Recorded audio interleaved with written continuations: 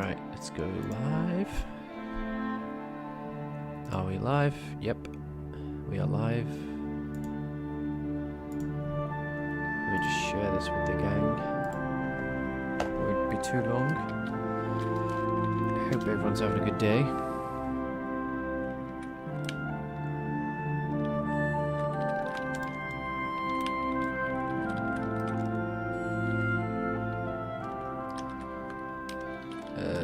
Step that up. So concentrate on one thing at a time.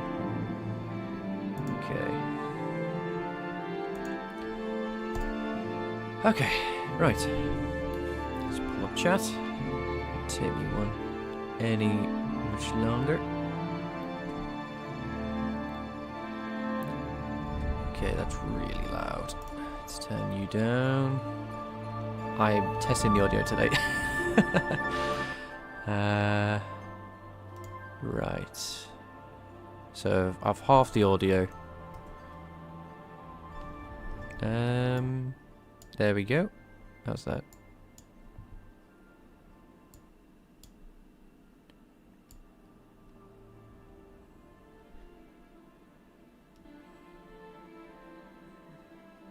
Yeah. All right. That sounds good to me. So your ears aren't getting blasted off. There we go.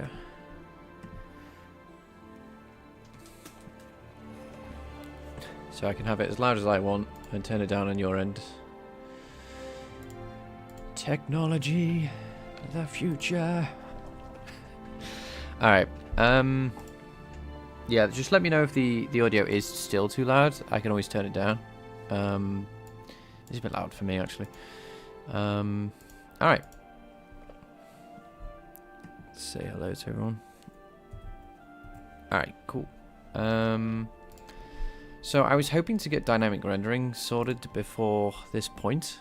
And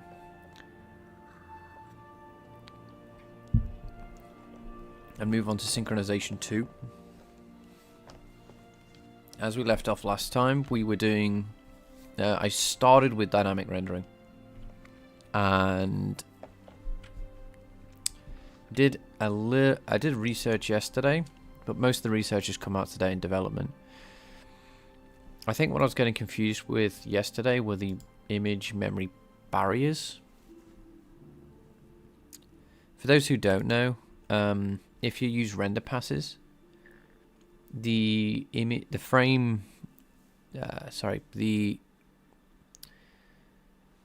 swap chain kind of, well, the render pass kind of works with the frame buffer, which transitions the images inside the frame, inside the swap chain for you.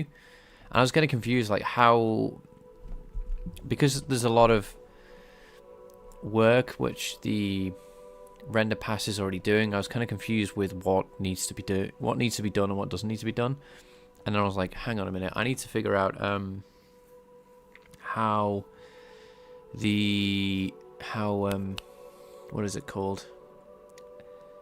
How image transitions work and how memory barriers work. I'm still a little foggy on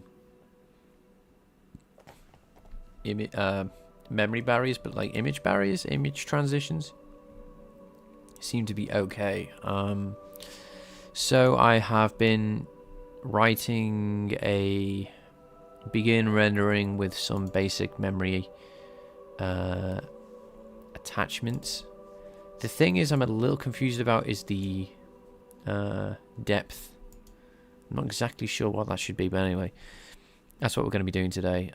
We're probably going to get crashes galore, even, you know, because we have two different renderers effectively. We have the back-end IMGUI, which was using a standard render pass, but I'm going to have to do this one. I'm probably going to do this in two parts. I'm probably going to do the IMGUI first, and then the, what is it called, the regular renderer, I guess, the non-debug renderer, the stuff that everyone cares about. We're going to do that first, because that's, if I can get that working, then I know we're at least on the right path. So yeah, what else have I done? I've obviously done the work that you need to do for dynamic rendering with the graphics pipeline. I removed the render pass from the graphics pipeline and built the rendering VK rendering info and added that to the pnext chain. So we have that now. I've turned on the feature. We're working with Vulkan 1.3, so dynamic rendering is 1.3, and it's core on 1.3, so we don't need to extend it. The hardware should be all good. So yeah, yeah,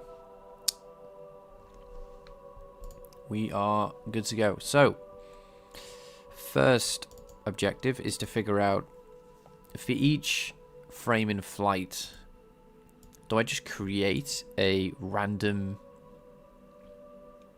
not random, do I just create an image, just a depth image, just straight up just create a depth image? I don't know where this depth image should come from. And I was Googling earlier before I started streaming, because I thought, you know, I haven't streamed in a bit. You know, where does this depth image come from? So that's my investigation. I am currently investigating where this depth image comes from, because it is a bit confusing to me at the moment. Because this tutorial code has just like a depth image that just turns up. I think they're doing one frame in flight. They're not doing anything complicated. They just create a depth image. And I'm like, okay, what is this tied to? Is this just a depth image? So yeah, I'm a little confused with this particular issue.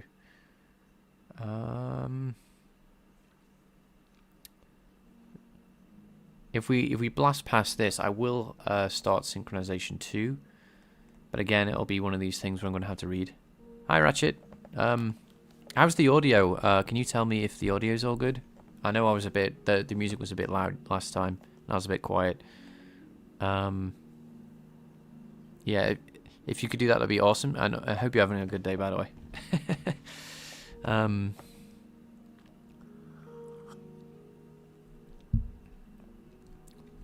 It's all good. Right, cool.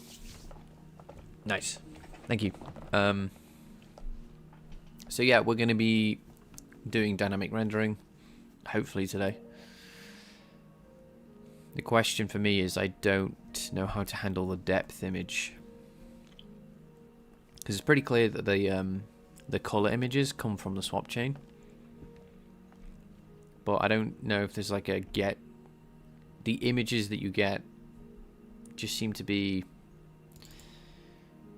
Yeah, I just don't. Do I just create 3 depth images for the amount of frames in flight that I get from the swap chain, and then just call it a day, and that's it? If so, that's easy, but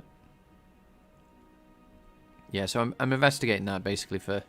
I've got most of the dynamic rendering done. I don't know if you were here earlier. It's just the depth stuff, and then debugging. Obviously, it's going to not work initially because that's just the nature of things. So what I'll do I'll just allocate 3 depth images and put an image view around them, and that'll be part of the VK. This needs to be changed. That'll be part of the depth attachment for these. Oops, a daisy. That'll be part of the. What is it called? Rendering attachment info.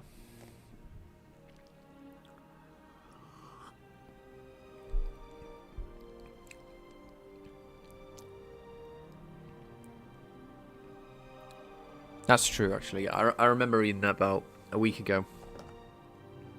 Am I accessing these? No, I think I am.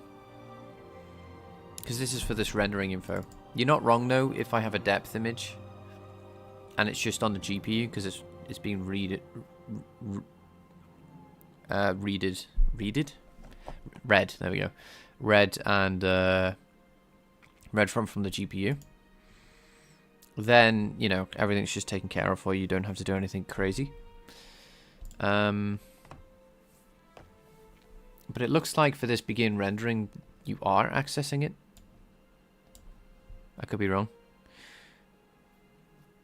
I think so. This is I'm a bit confused, to be honest. Let me go back to this tutorial code. This might be a bit more illuminating.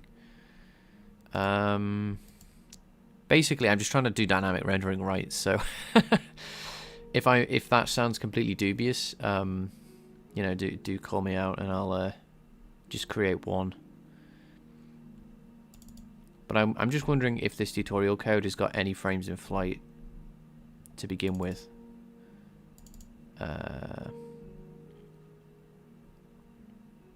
I know it seems to. Create a VK image view from the swap chain, but it only creates one depth image. Yeah, because there is image count, and I assume it gets the right image count. Yeah, it looks like one image is one depth image, and it just seems to be floating. It doesn't seem to be tied to anything.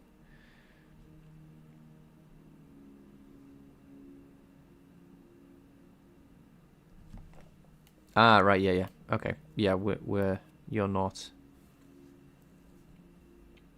Yeah, just a heads up. I'm a bit confused about this particular part of dynamic rendering. That if we do we have multiple images? So if I might get things a little wrong. But what I'm gonna do then is when I create the swap chain, I'll create this depth image with the size of the, you know, whatever the window is, based on the DPI, and then we'll go from there and see if that depth attachment works for the VK rendering attachment info, whatever it is. Is it rendering info or render?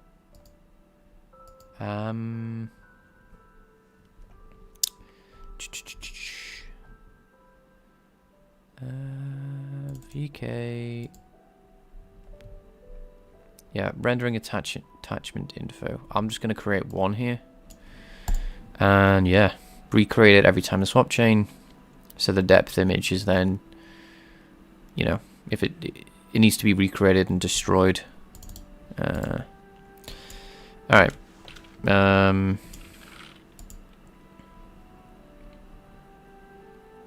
Yeah. I don't need to really copy and paste this, to be honest. I could probably just type it out myself.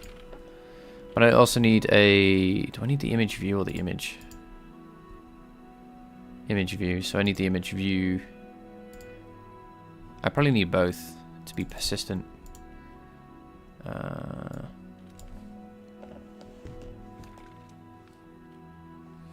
So about swap chain images, imagine there is a presentation engine that owns those images. Right, okay.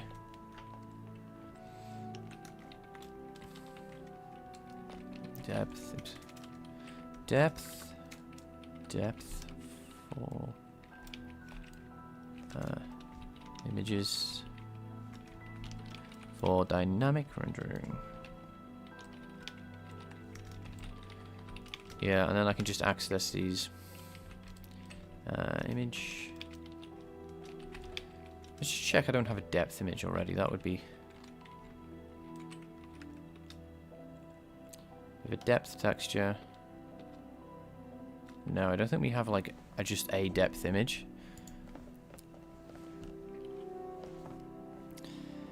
It tells you which image you're allowed to access. Yes.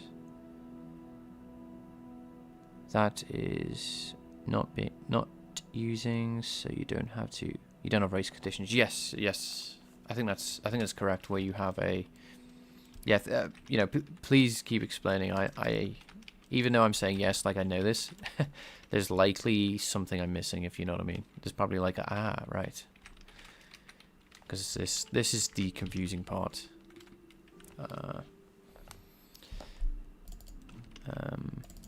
Yeah, I'm always open up for. All right, let's just create this VK image, create info, image depth image info.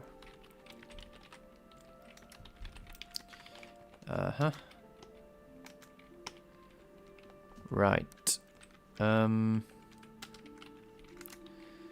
st equals vk structure type image create info, and what do we need for you? Yeah, just the standard stuff.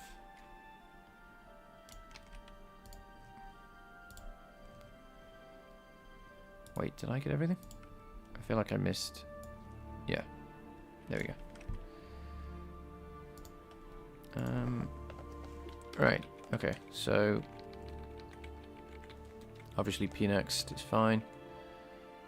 Flag. In fact, we might be already doing this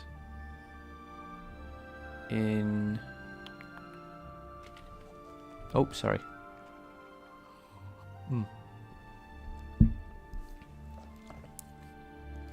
Good morning. Hope you're having a good morning. Okay, so Ratchet says, this is why your swap chain images are a bit special, since the presentation engine is responsible for managing them. The presentation is basically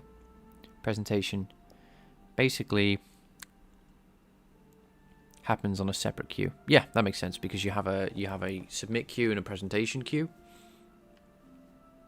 Sorry, a submit. Is it VK submit queue and a VK present submit present or something? Yeah, that makes total sense. So today, Gustavo, we are trying to figure out how dynamic rendering works. Well, I am. I'm sure many people smarter than me have got this easily mastered. I just want to make a depth image.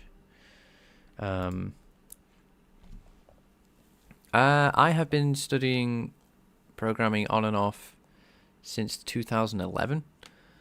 So, yeah, long time. That's when I made my first game. That was with graphics, anyway.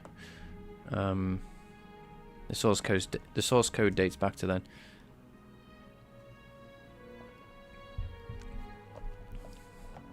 But I've gone on many hiatus. I don't know what the plural for that is.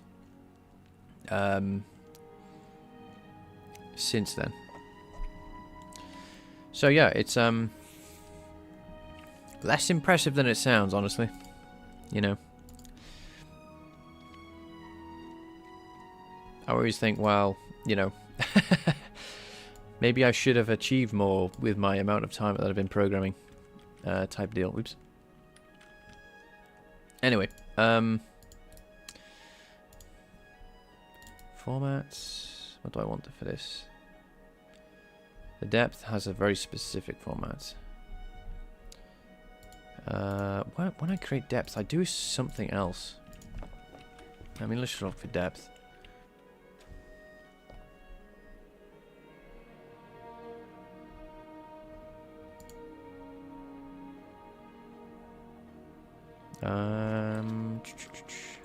Whoops.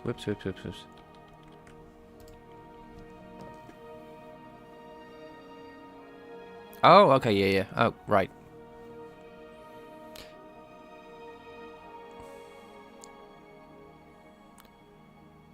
Give me a second. Is the presentation queue not submitted with the submit queue?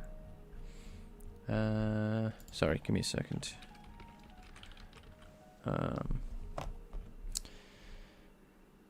I'm just going to scroll to the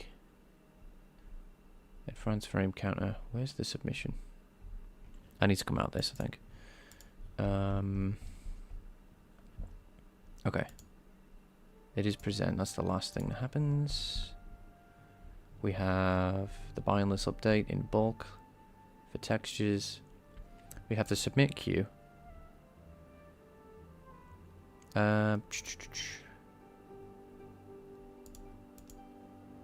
Okay, so it's not even what I was talking about. So I got that wrong. It's as if we have a third queue then. To use that metaphor. I know you don't literally mean there's a queue. I mean, there is a presentation swap chain which is going depending on the presentation mode and your monitor's refresh rate, I think. With the vertical blank and all that. Which is happening independently of this because you submit this, I think. But it's like that's not where it's finished. It needs to write to the images in the swap chain, depending on the presentation mode and your monitor's whatever setup. You know, if it's 60 hertz, 144. If the vertical blank is slow or what, I don't know. Hello. Hi, Schwab. Hope you're having a good day, dude.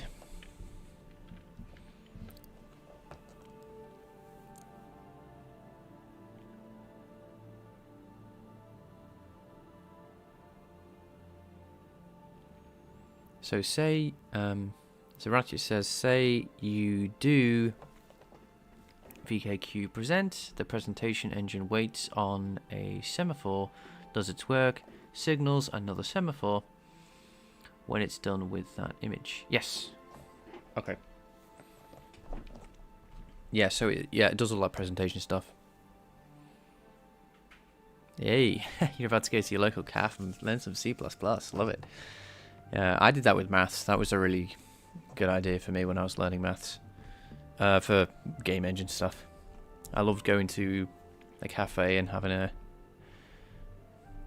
you know, sit down with a book, force yourself to concentrate.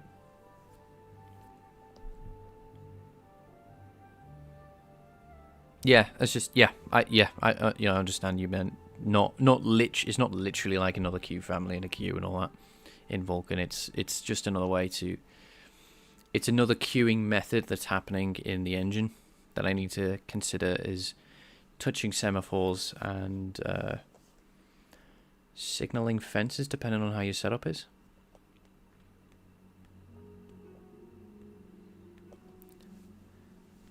Brilliant, you're starting to learn C++ and you're determined not to give up. That's basically 90% of the battle, honestly. It's not getting to the point where you're giving up. If you can stick at it, you'll go far. And don't listen to anyone talking about how AI is going to replace all programmers or anything like that.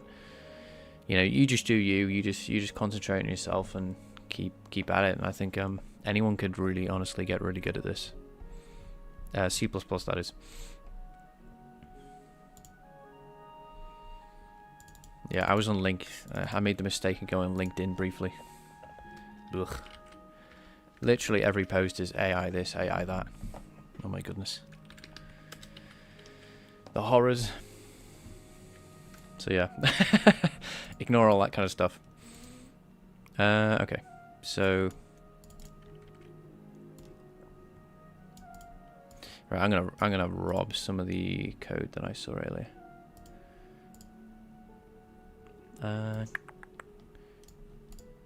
Because if this is going to be part of the dynamic rendering, then this is probably what the setup wants to be anyway. Yeah, so image size. Okay, this is, yeah, I'm doing the right thing. Right, I'm just going to rob all this briefly, so we don't end up rewriting it. All right. Yeah, thanks for you know, talking about that, Ratchet. By the way, that's quite useful. I'm just going to rewrite it there myself, because it's more for notes than anything. Image, create info. Depth image. Create info, maybe. Info. Oh dear, flipping heck. I have to like code in a very awkward way, because I need to be close enough to the microphone to actually be picked up. So I can't see my keyboard when I'm typing, so if I make a lot of mistakes, that's why. But I don't mind. I think it's part of the fun.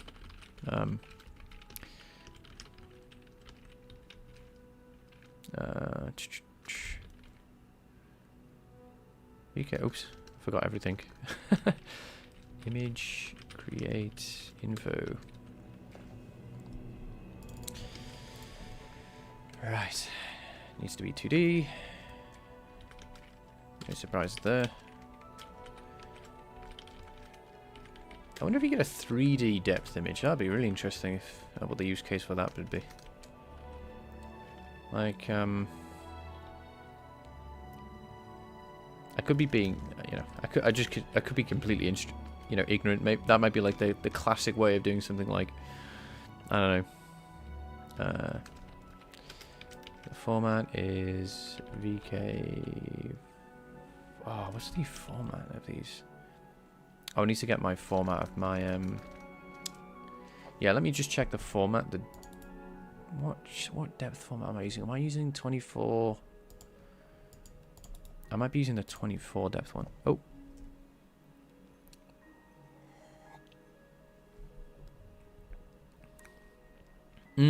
That's it. Just show up daily, dude. And all that consistency will start paying off without a doubt. And that's it. Give you, going to a cafe is like a nice reward for you to have a positive association with coding.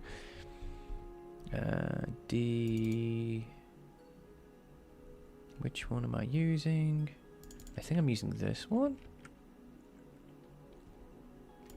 I think it's D24. Sorry, I will read your messages in a minute, Ratchet. I'm just trying to find the depth image I've used. Sorry, depth format. Depth formats. Depth attachment. Depth stencil format. Which, okay, so let's just interrogate what this would be if I was creating a render pass. Because that'll tell me what I was doing for the render passes. And then I can just cut that out and put it in here. Right, get rid of this, don't need that. Now where did that go? That was here, I think. I am depth image. Yeah, so this is what I care about. Depth stencil image.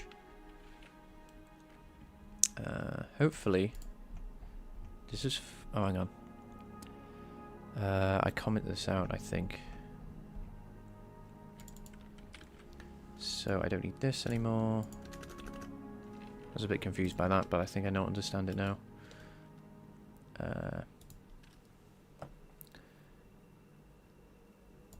Call hierarchy. No, I just need to find this function where it's used outside of this.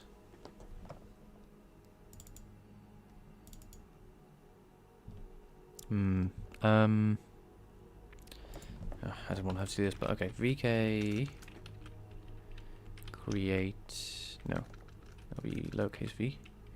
Create graphics pipeline. This is the one I want. Comment this out briefly so I don't end up accidentally half creating a dynamic rendering thing. And I think we should be good. Hopefully there's no validation error before this point. Multiple redefinition. Yes, that was a copy and paste error. Don't need that.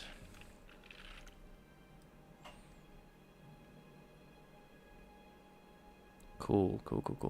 What are you? Right. your deformat sfloat.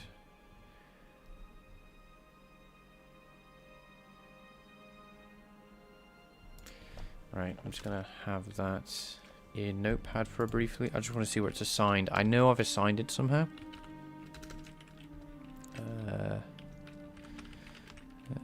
D32 sfloat. Okay.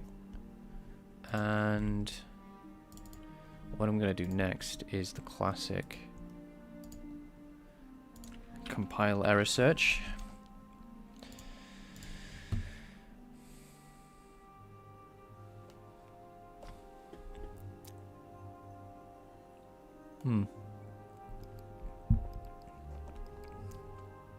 Okay. It's not a member. Ah, okay. When I create this guy, I am...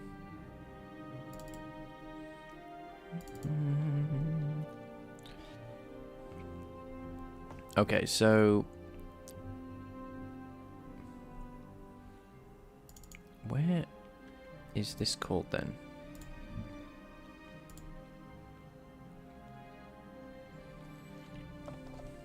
Okay, so fill render pass.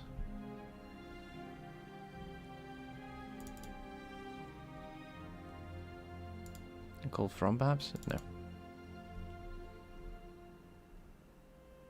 And this is depth.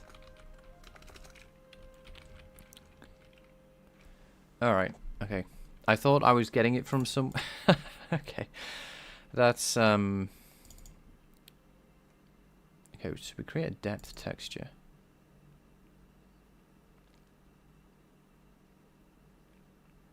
What is this used for? Hang on. Hang on.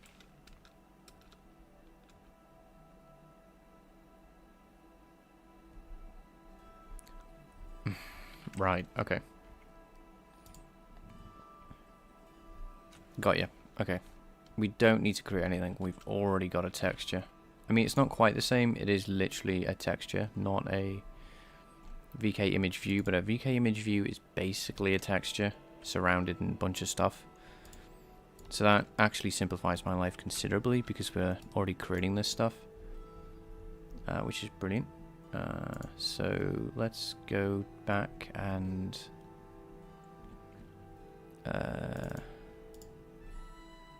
where was this depth image thingy?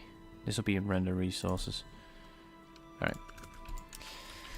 Done that. Okay, so the depth image texture was literally a texture. We write the depth image to a texture so we can do stuff with it. And it is using the same guy. Depth texture, then we can go into command buffer. And we can get the depth textures image view. So device depth texture, and this is a structure. Out to handle, I need to obtain the image. Sorry, the texture. Texture pointer depth texture. Hopefully that's not. Now I need to get it with device access texture. Grab our handle. Ugh, get here. With device. Oh wait, okay. Come on. Okay, so now we have the depth texture itself. What I want to do is poke in here and just see. Then we just get the image view out. And our image, our depth texture that we created is now image view. Nope, not type, just image view. No, it was there. Image view. VK image view. Okay. That's what I called it. And this will get recreated every single time we resize the window, which is what I was concerned about. The depth texture needs to be created with the swap chain, and this is. And yeah, we should delete. Oh no. Where is all the this? Okay, get rid of this. Didn't need this anyway. VK graphics pipeline. Sorry. Get out of the way. Create graphics pipeline. Okay, so let's bring all the bring this back in. Get rid of the render pass. I thought I uncommented. Yeah, okay, that's just IntelliSense not catching up. There we go. Where are we now? We have turned off VK end render pass. We have VK end rendering in a. We transition the VK. What are they called? VK swap chain images from color attachment optimal to shared. Is that right? Isn't it just present? I think I've got that wrong. Give me a second. I think it might be a typo.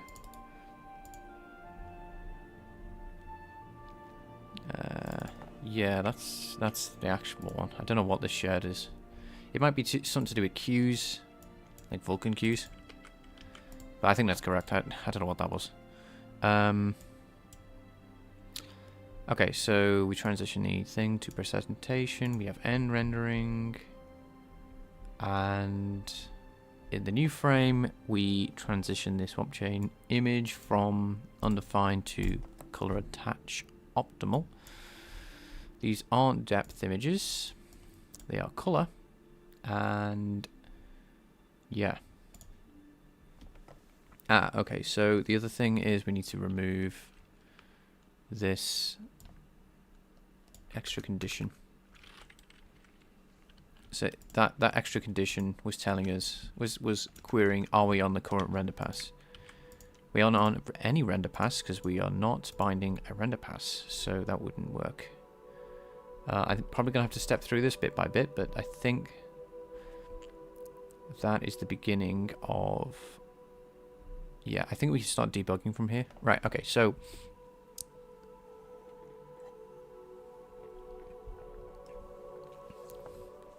Let's see, Ratchet said...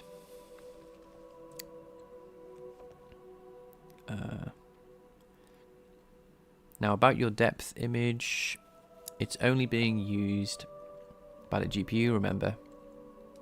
The command buffer does not exist on the CPU. Oh, that's true. Good to keep that in mind. So it doesn't need to be synced with the GPU. I'll give you an example. Say I render to it, then read it in another shader. Before the render, I need to wait for the previous frame's read to be finished. Then finish the reads. I need to wait for the render to finish. Yes. I need to wait for the previous frame. Each wait here is going to be a barrier. That's the thing I was a bit not confused about. When I did this prior, Ratchet, I did this all with render passes.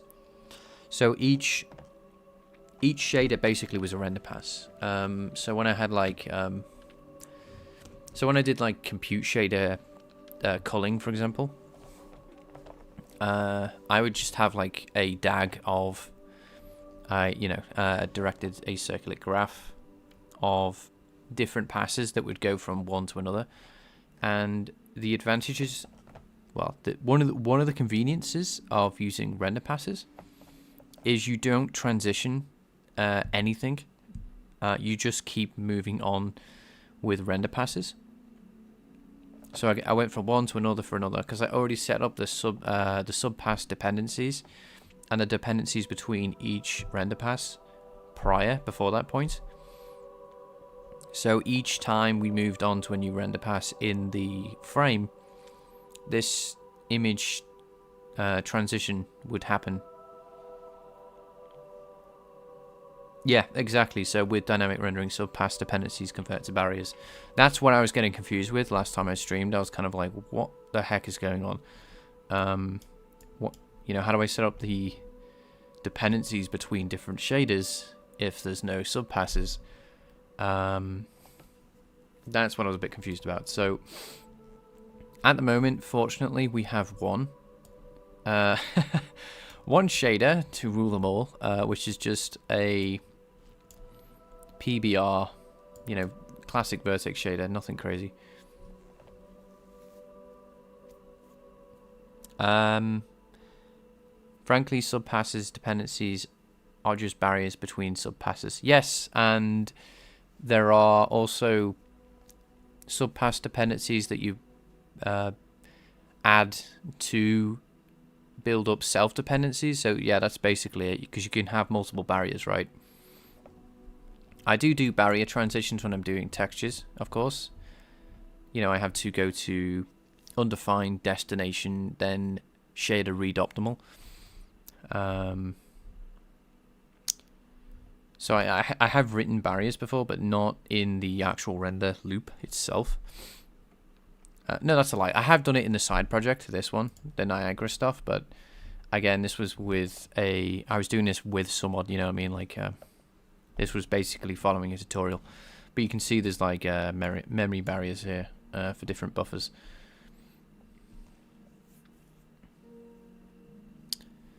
What C++ features do you use? I limit myself to very limited C++ features. There is a reason for that, which I can get into, but the most, I don't know what C++ feature I would use. I use small features, things that make programming C a little inconvenient. I'll use the C++ version. But if you were to look at my code, you would find very little C++ stuff going on. I mean, it is still C++. There's no denying that. But for the most part, it is just what I would call mash and potatoes type C++.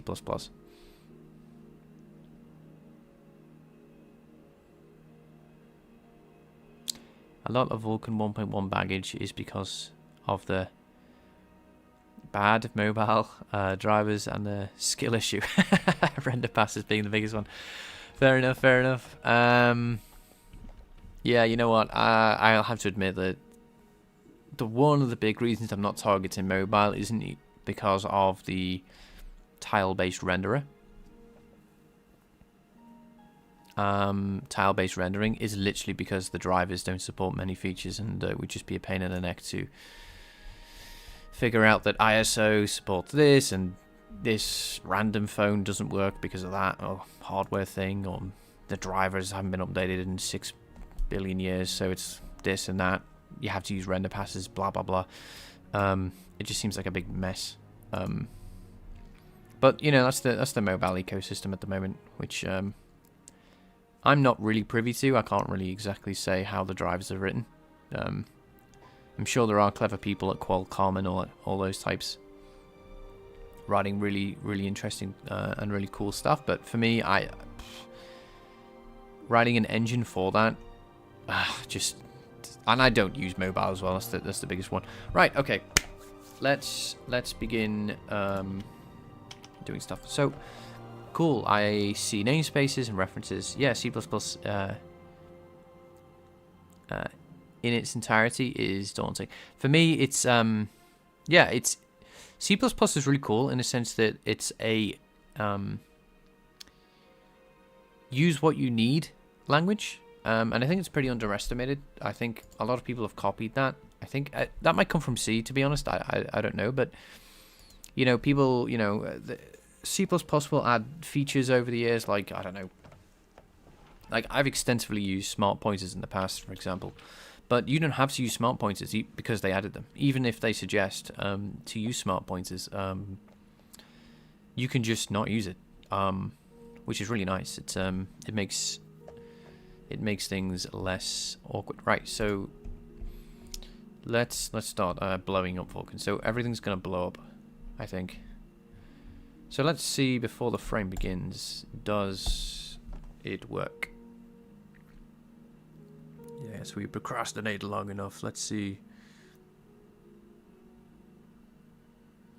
So we break early on a create graphics pipeline, which is, to be honest, expected.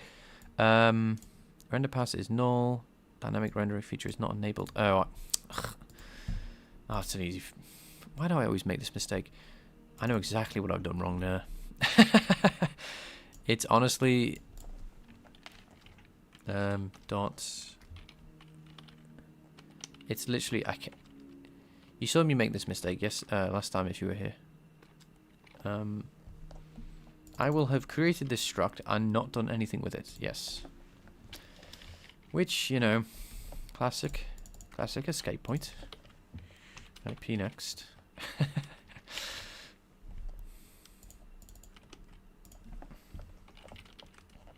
I don't know why I keep forgetting to do this. Right, cool, done.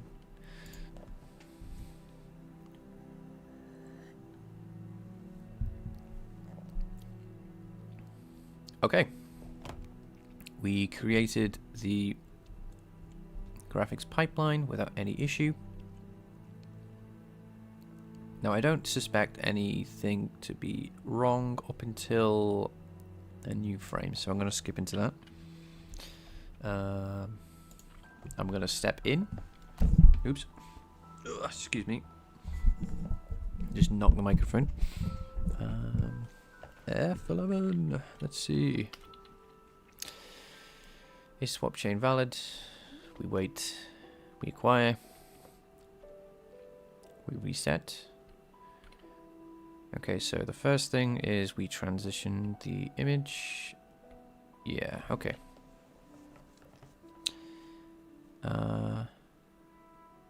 It was, okay. This is the thing, I'm not exactly sure where I should put this. This was just like, not a convenient place, but just a place that I could think to put it. Because we're going to end the render pass here. So where do I start the command buffer? So basically what that error was, you know, people who are Vulkan programmers probably would have spotted that immediately. I'm trying to write something to a buffer that hasn't been created yet, so that's not going to go well. So let's fix that. So I create the buffer. It's clearly created here. Okay, so it's created here after the... way after the new frame. Okay, so let's try and pull that out. I think for now. I might wrap it in a function, but I don't really care that much, to be honest. I'm not tied to this code layout or anything. So we create the buffer here. So at the very least, we should do this now. Now I just have to get rid of this redefine. This is why I wanted to do this, because we don't have access to this function here. Because it is a static function. That's why it was in that to begin with.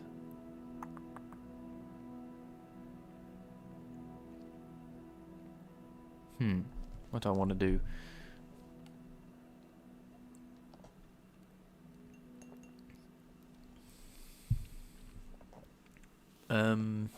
Let's think.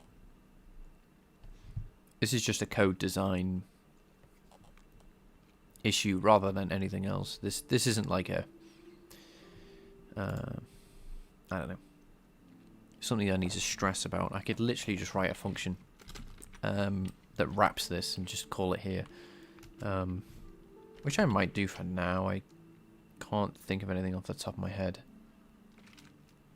Or where would be best to put this. I just need to make sure it's created after. Yeah, okay, I will do... When do I begin rendering? You know what I haven't done? Just while we're here. I haven't even began the rendering. That's a good start. Let's put that there. So we want this. Yes, we want these values here. Begin rendering here. The transition here. Yeah, let's, like I said, let's wrap this function. Just make a new one. I mean, we could make it public. That's also an option. But it also... I don't know off the top of my head what is best, so I'm just going to be late. I'm going to do the easiest. The path of least resistance. That's what I'm going to go down for now. Where should I stick this? I set this here. VK. Should I call this? Transition image. No. Begin rendering. Transition. Right, okay, so new function below resize.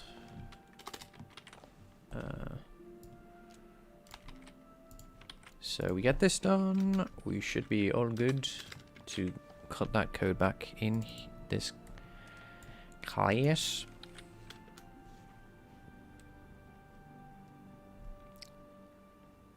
Oh, speaking of speaking of C++ features, as we were talking about earlier, one thing I don't do is hide any of my data. That is all exposed. There is no encapsulation, which is very C-like, I think. Which I very much like. I definitely don't like encapsulation rules. Okay, so get what is it called? It's command buffer.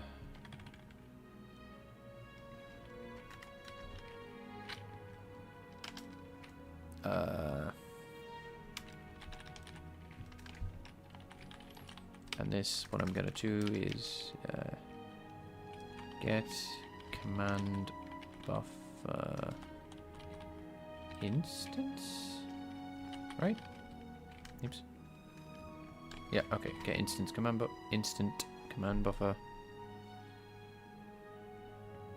This needs to be a pointer, sure. So this just goes through my command buffer ring. And yeah, we're just going to be super lazy. And just after we created the command buffer, we're going to go GPU, which is what I called this class. Do the memory transition, please. And yeah, we should at least be on the right track there. Alright. So I don't think anything interesting happens now in new frame. Let's just make sure. Okay, yep, nothing. So I doubt anything's going to happen up until here. So I'm going to check the... What I'm going to do here is I'm going to check to make sure that this object is the same as the one in here. So it's there's no like different command buffer being used for now. Okay. Oh, hi, hi Yibtag. Hopefully you're having a good day. So Ratchet. Okay, so Ratchet, you have said, yeah, I'm doing good. I'm just doing a bit of dynamic rendering. I thought I'd hop on stream while I'm debugging. Yeah, so it's, you know, all good in the hood. I'm not tired today, finally. So Apple's GPUs are tiled based Yet metal is not absolutely awful. Interesting. Okay. By the way, you'll be surprised how simple it is to switch to synchronization too. Very cool. I'm excited for that. I kind of refuse to write getters and setters. Yeah, very much. Yeah, I'd rather just leave everything public. Yeah, it's a very data-oriented approach. Well, it's one of them anyway. It's, you know, write a function that's convenient to the programmer, which includes you, but also don't hide away the data, because that just leads to leaky abstraction. Yes, it's technically harder to debug if you the advantage of doing a getter is like I don't know, you can put a breakpoint in that getter and be like, okay, now I know where this is, I can see all the instances of where this has got, but I don't see that as an argument really, because it just leads to leaky abstraction, but you know, it's just an opinion really. Okay, so to be, let's just do 420, right? The VK is 300 and... I don't know what that's going to do. We have a different command buffer. It's... Oh, hang on. Oh, duh. Of course that'll be different. This is... Let me start again, sorry. I was looking at a completely different object. Okay, so this is AB8. And this is B98. Okay, so that's not the same. I mean, I could just pass the command buffer that we're using. I might do that just for consistency. And this is going to modify the command buffer, so it needs to be a pointer, which is completely... Or a reference, doesn't really matter. I might do a reference. Just needs to be an output variable. And I want to be command buffer. Command buffer. Go to this. Dot. So we are modifying that because we are writing to this guy. And go back. Again, I'm not really tied to this. Oh yeah, I can just do this. Doop. Okay, cool. Now it's going to cry that on the main, which is what I want. And we are doing a reference, so nope. How do I do a reference again? Yeah.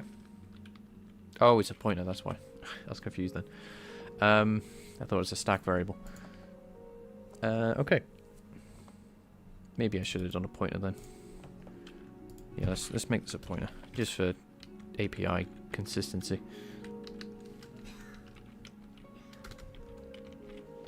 Okay, go back. And change the... Oh, no, Copilot, please never ever do that. That was like a jump scare, that. AI's gonna start coding for me.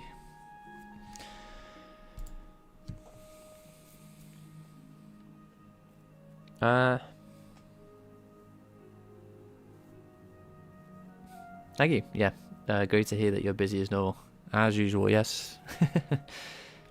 Can't you just access the breakpoint on a variable? So... No. So if I have a getter, for example, I can say, okay, this is where it's been got, or a setter. I should go with a setter. I should have said setter, because that's actually the example that's useful, right? I just have a simple set. I set something in a setter. Let's just say int equals, I don't know, let's just, you know what, I'll explain this a bit. This will be a bit easier if I just crack open a really simple example. Let's delete all this for a minute. This is my scratch pad where I just kind of write code. So let's just say I have a class. It's called Apple, and I have, I don't know, uint 64 because we anticipate the size of the apples being massive. So when I have a a void, void, for goodness sake, void set size, and I pass in a uint 64 size, let's just say S, and I go size is equal to S, right? Everyone's seen this. And then I go, okay, apple, red apple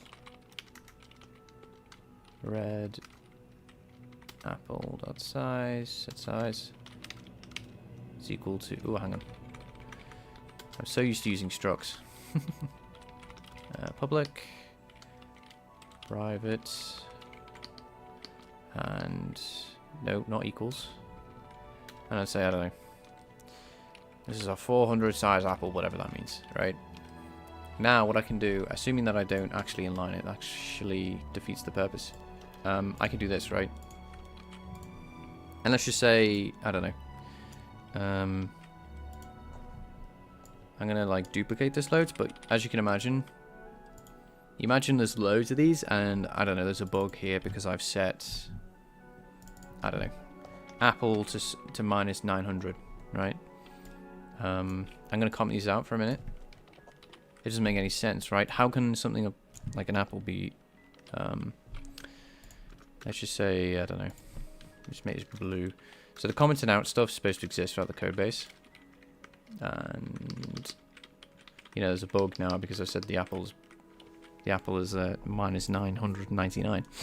I can be like, okay, I can check every single set with this breakpoint, but if this is public, like if everything's public, and I go blue apple dot set equals minus 999, it's like, yeah, I put a breakpoint here, but you know, let's just say I fix this bug, and I say, oh, I'm an idiot, I put a minus. This bug still exists because we have access to the data. That's the argument for encapsulating data. It's like, this is harder to track down. That's the idea anyway.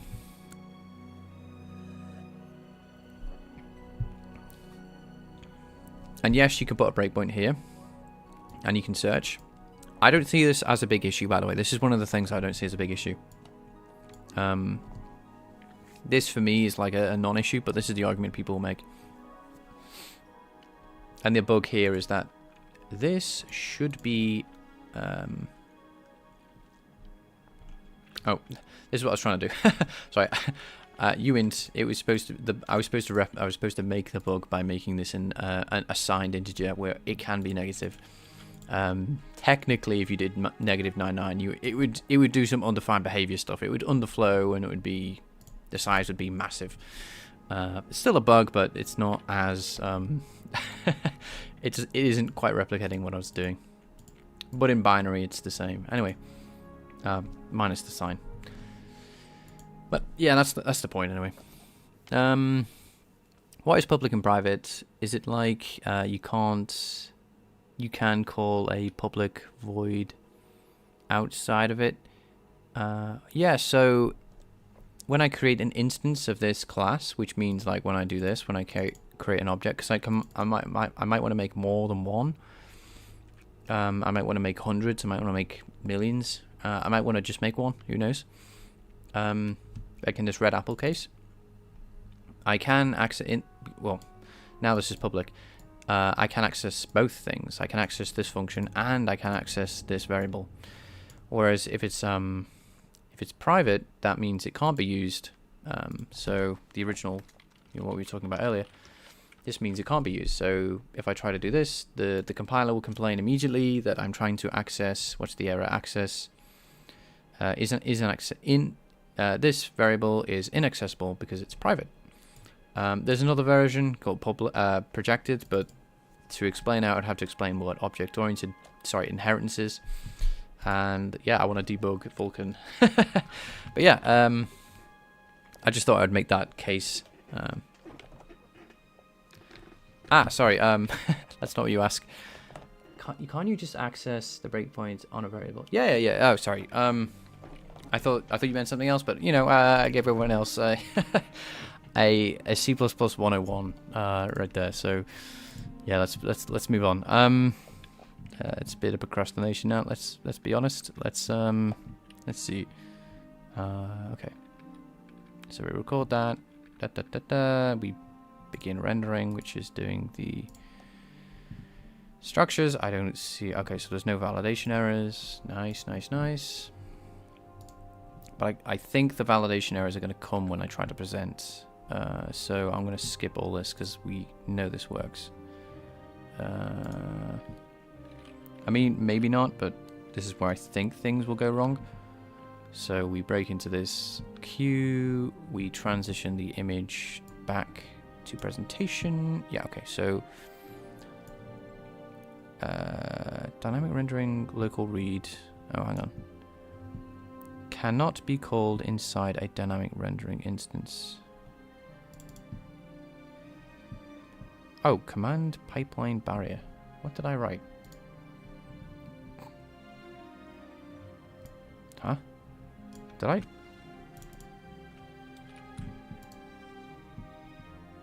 Give me a second. What did I do? The error says you cannot be called inside dynamic rendering instance.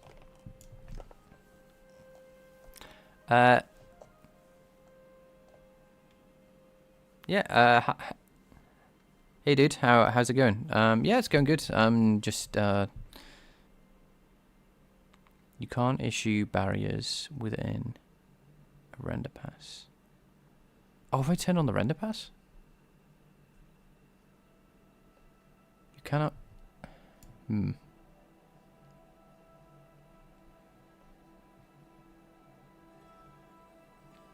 Cannot issue barriers within a render pass. Oh. Oh, I need to end the render pass first. Sorry, I need to end the dynamic rendering first. That would make sense. Is that right? I'm gonna do that. So in the presentation, issue barriers either before. Yes. Okay. Right. Thank you for that, Ratchet. Again, I'm a bit of a noob when it comes to this particular issue. So end rendering. I'll put it there. Interesting. That's really interesting. I wonder how you would...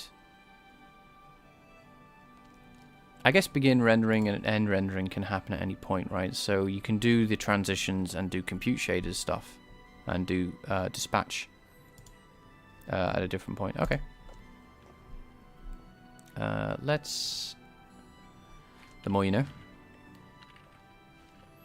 Okay, so I'm going to go back to our... We're going to go in here. And F5 to this. Oh, forgot about that. F5. Huh. It didn't end the render pass. I'm just going to set render pass type as... What is this? Why is this... Is recording false?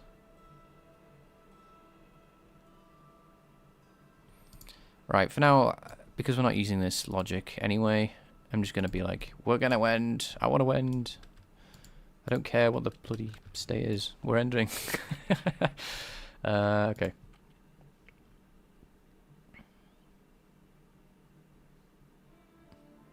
Yeah, sorry, it's a bad... I caught myself doing it again. I've got a bad habit of saying sorry too much. Yes, okay. Yes, okay. And we ended the thingamajig. Okay. Yeah, I would often, in high school anyway, like get told off for saying sorry too much. It is a bad habit. Alright. Yes, we're updating after bind the here. Where's the presentation? Submit. That's where things will potentially go wrong next. Okay. Present, perhaps? Are you going to go wrong? No. Okay, interesting. So that didn't go wrong. which is good.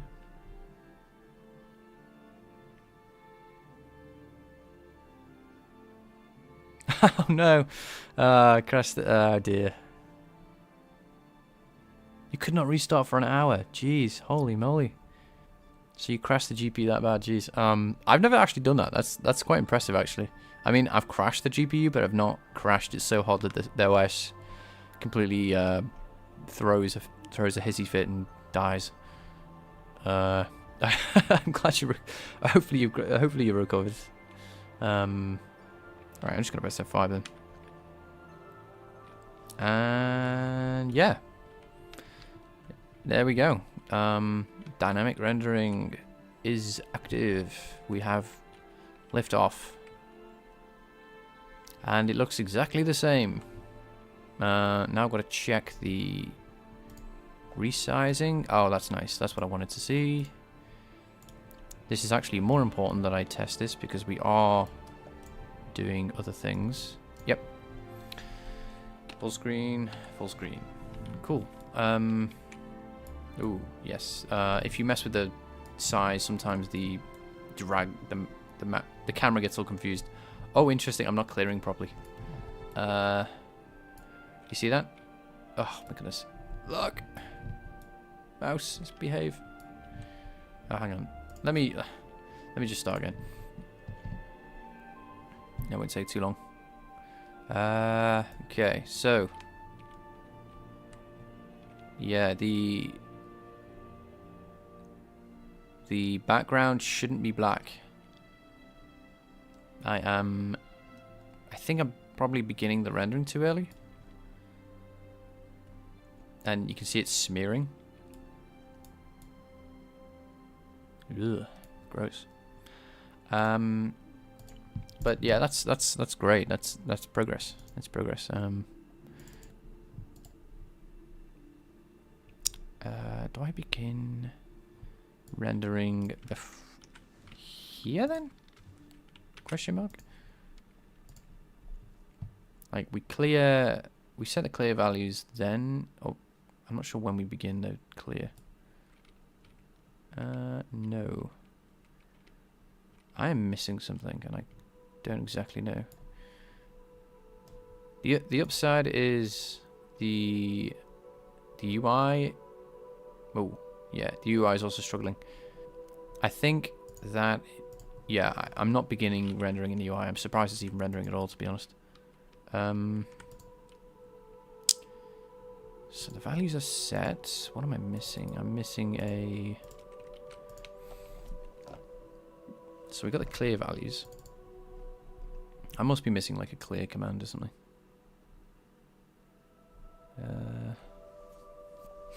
So here's the difference.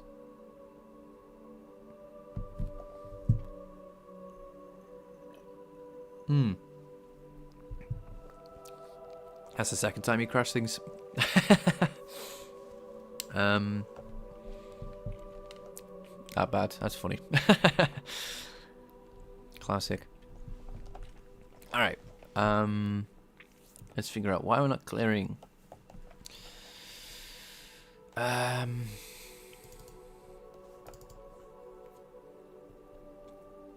surprised anything works, to be honest. Okay.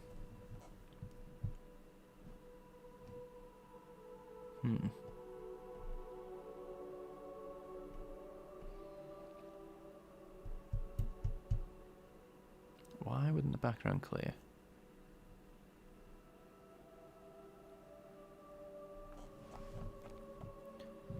I'm surprised there's no validation error.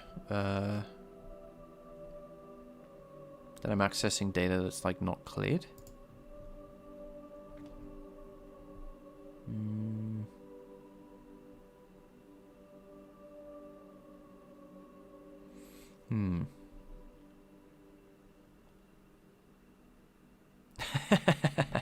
Yeah, you're doing a lot more advanced stuff than me when it comes to, you know, you're using AI to do some like crazy temporal anti-aliasing, and here I am just like trying to clear the background properly.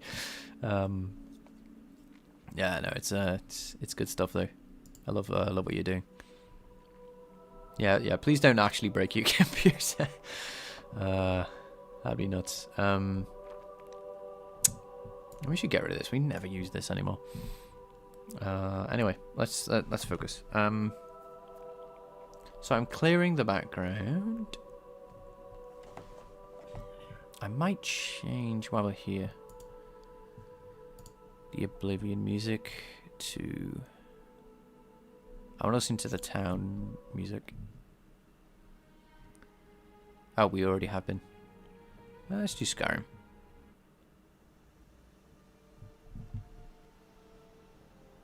Let's do the nighttime one, actually. There we go. I watched an excellent video that... Well, I reminded myself of this video. Of, like, the creators making Oblivion. So, I had to bust out the music today.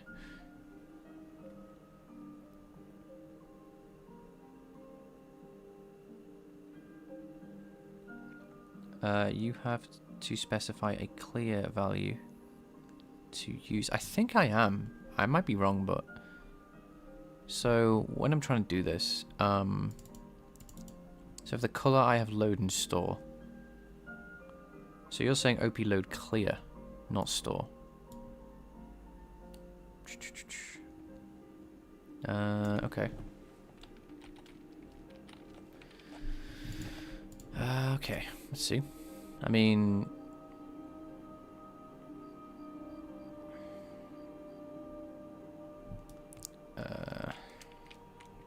okay, that was the issue, yep. I was using the wrong type. Yeah, thanks for that, Ratchet. I was storing every time instead of clearing every time, which is a mistake. Great, okay. So the next thing I wanted to do after that, assuming that that's correct, is start just deleting everything. You know, less lines of code is just, you know, just generally good. Yeah, I don't ever bind I don't have a vertex buffer in my code. That's something I just don't have. And we don't have a render pass anymore, so what I want to do is basically delete this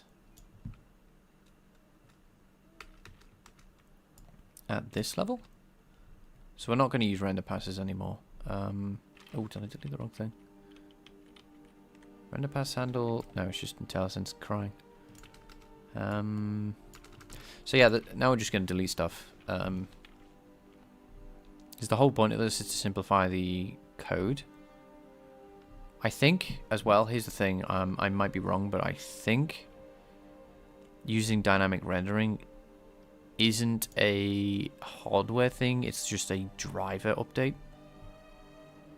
I could be wrong, but I don't think sending the unnecessary amount of data to the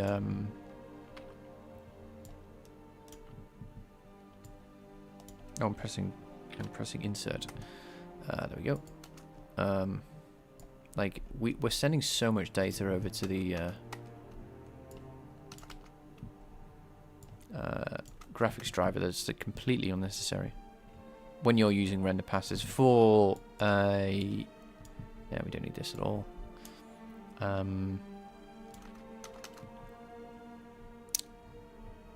Yeah, so it's going to be quite satisfying. Also, when multi-threading. Yeah, it's... So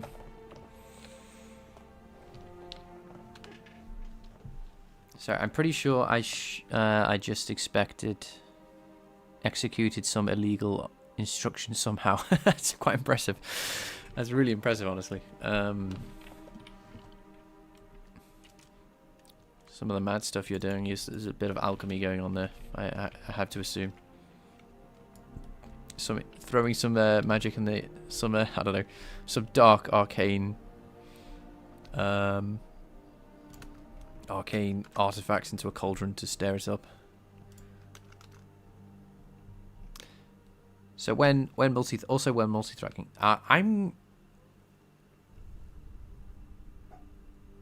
So multi-threading, when am I going to do that? That is part of the roadmap, I guess, to use the new buzzword of the century.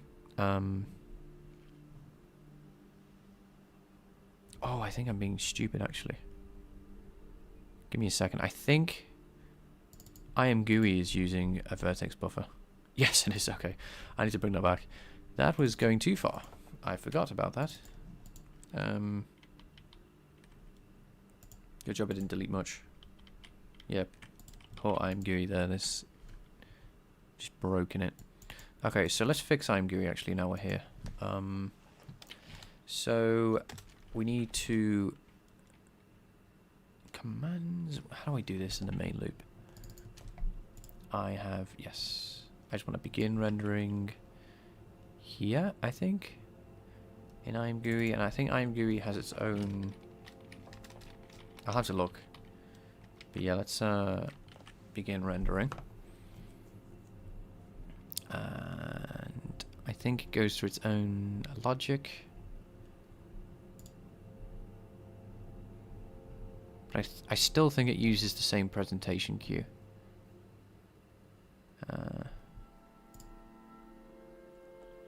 Oh yeah, we use bindless. Do we actually use... Now I'm looking at this, I'm kind of curious. What descriptor set are we binding here? Why? Right, okay. I'm kind of... Sorry, I've got a bit sidetracked here. I'm like... oh, hang on. We need to... Yeah, we need to... If we're going to delete stuff, we've got to finish it before we can debug. Okay, let's do that.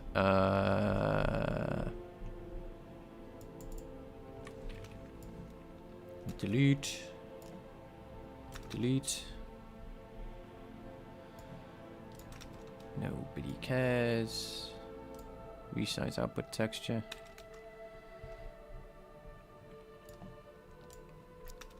Fill barrier. Right, let's just make sure we don't use this for anything else other than a frame buffer.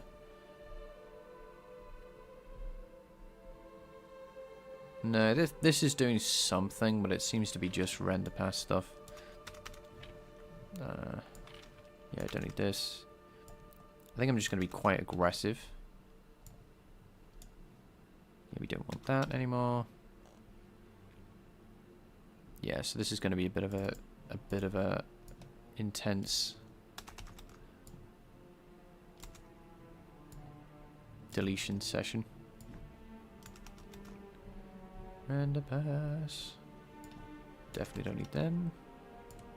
Definitely don't need that. Okay, telesensor's just crying there. Outputs. That was for a buffer I never used anymore. That I don't like.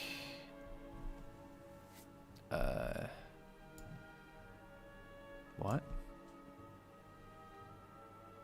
Okay. Don't know why I had that comms it out there. But twice. Technically for... What is this? Vulkan binary path. Do I even use this?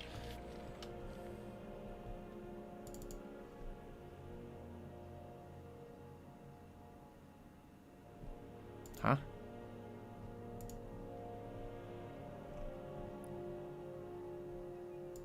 Compiler path. Why do I have this? I don't compile anything now. This is one of the things I start a new engine for. String buffer clear. Okay, I'm going to assume... Wow, we're going to be deleting a lot of code today. I didn't expect to see that there. Okay, back to the... This. Get rid of that. So this is good. This is what I wanted to do. This is a big reason I started the... I don't know how many of you have seen... Sorry, I know I keep referencing it. But how many of you seen my last video? So I'm just going to assume that you haven't. So in my last video I talked about how, after I talked about mesh shading and how long I've been working or whatever, I talk about like why have I started a new game engine. And this is why, right? I've got so many crazy like duplicated code. I've got like so many features that I just never needed to use. Destroy render pass. Yes, we don't ever need that.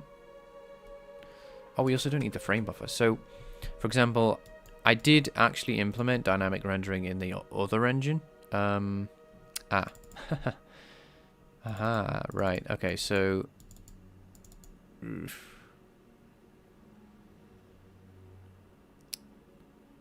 I think for now I can just assume these types rather than have them explicitly for the rendering. I don't think we need multiple. I could be wrong. Like for maybe like gbuffer or whatever. Maybe there's going to be more than one. But I know for now I can just be quite basic and do a... Sorry, to finish what I was saying, like, the other engine had so much tech debt in that it was getting hard to add features, because I tried to remove a hand-rolled GLTF model parser, and it was so, everything was so tightly coupled. It was like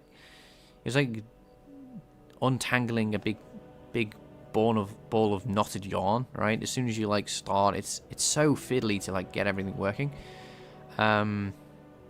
So the fact that this is the whole point of like starting again, where I can just take the engine in its earlier state and just wipe out a load of stuff that I started with and bad assumptions.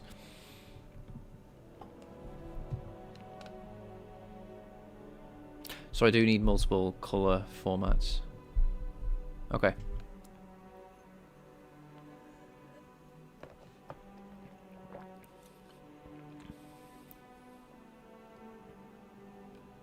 I've seen it. Also, why would you assume the 3 people that show up every stream would not have watched your videos? I don't know. Yeah, I'm not like a big streamer and that. Okay, so you're not wrong there. That is definitely so. I need to just go back a minute. I've deleted a bit too haphazardly here. What I'm looking for is a function that actually fills up that. Structure.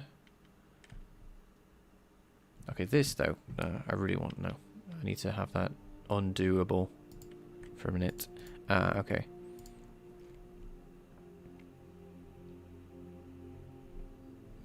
Yeah, where's this come from? That's the question. Where's this ran? No, this is ran. This is an output. No, it's not an output variable.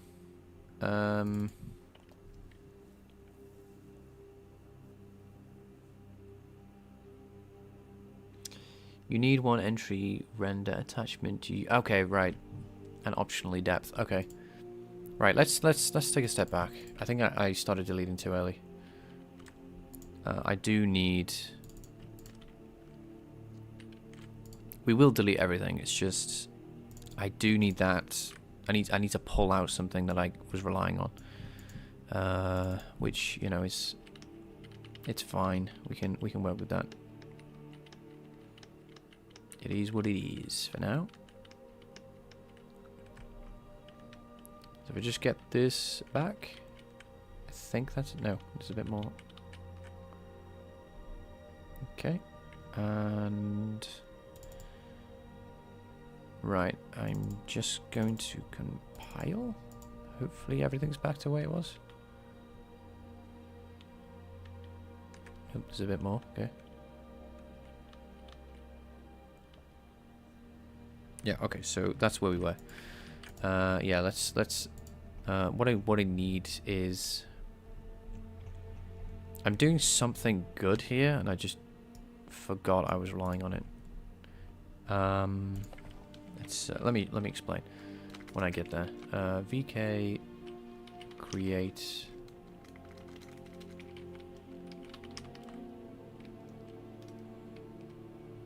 Graphics pipeline. Okay, so I am setting up the number of colors and the color formats, but I can't. But I don't know where. So I basically need to set this up here instead, without this structure. But it is a little bit where this is being assigned is a bit of a mystery. So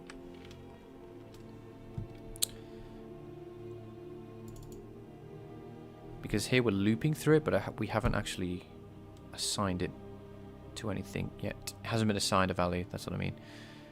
So every time we do a color, we are incrementing a value, okay? And we are adding a format, which is, yeah, it seems good. What I might do is actually simplify this struct. Yeah, what I'm tempted to do. Interesting, we do have these as well. Do I want to keep this? And call it something else. So we have color formats, we have depth, format, we have the colors, we have the load operations. Okay, let me just check what I actually need for that particular graphics pipeline creation.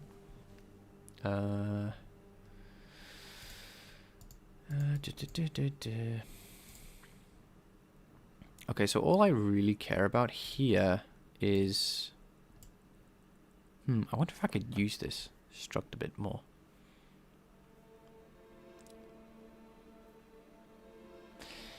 Is there any advantage to being able to customize the load operations for a rendering attachment at runtime or make it configurable?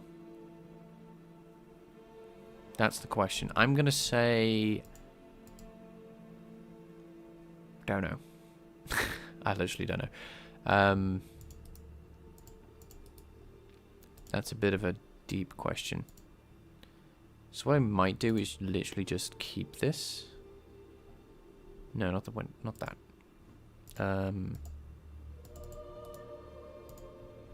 What I want to do is pull out... where is it? Where is this actually set up? Add pipeline... no. Oh, this is pipeline creation. Ugh, not the right thing. Render pass creation. So yeah, we have image layouts. Interestingly here. So it's like I have this struct. And what I might have been doing for the render pass is... okay, this makes sense for like... I don't know dynamic rendering well enough. I know render passes a bit more because the reason you have the struct here anyway is because when you create a... let's just say you create 4 render passes, they could have completely different ops. You know, they'll have different image layouts depending on if the depth, if it's swap chain related, if it's not swap chain related, if it's... even if it's compute, I think I check if it's compute. If it's not compute, I do something completely different. Basically skip. So that, you know, like you might want to do a stencil shadow thing in one render pass and present, you know, present it with colors or whatever later on. So that's why this is here. This is why this exists. And we use that texture, that depth texture we saw earlier. So the question is, with dynamic rendering, how much information do you actually need to do the same? Do you need all this? And I'm kind of half asking and half thinking, so don't feel like you need to answer if you don't know.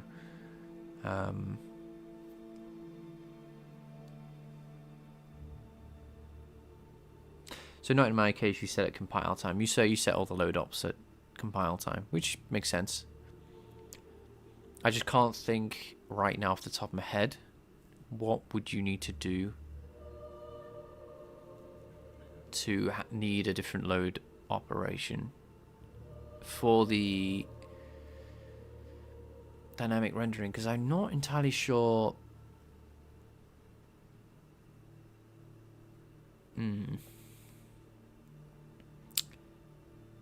I will keep, you know, I'll keep it for now, and we'll work with it. What we'll do is we'll just reduce the fat. We'll assume we'll assume the worst.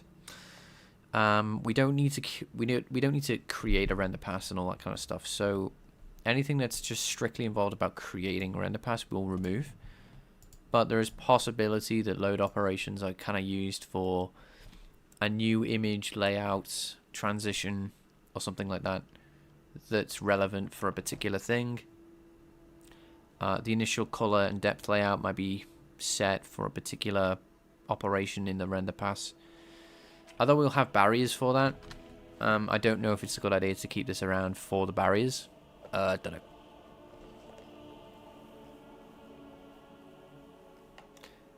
know. Forget about subpasses. Consider each of your render passes as a consisting of one subpass. Okay, got you. Hi Dilly. Hope you're having a good day. Sorry, let me just read your comment. It's the same, but you provide it when you call command begin rendering.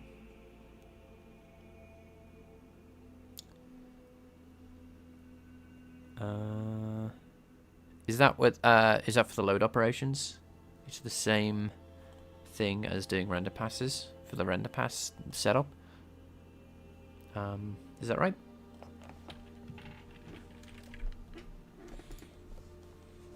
So yeah, I'm a bit of a noob when it comes to what is it called? Dynamic rendering. So that's what we're transitioning to.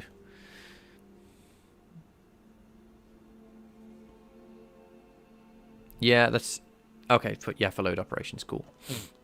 Sorry, I just noticed that you've been thinking in more of a render pass style. That's probably happening than a dynamic rendering style. Yeah, I don't. For me, it's like right off the top of my head, I'm not confident in with dynamic rendering. How would I set up a compute pass, for example? What do I do there? So, for example, let's just say I want to call some geometry in the compute shader. Right now, I don't know what I need to do that in a dynamic rendering system. Or like, I don't know, add a shader for tone mapping, for example, that needs to write to an image or something like that. You just use... you just issue a dispatch. You don't have to set up any... There's no setup. Oh, okay.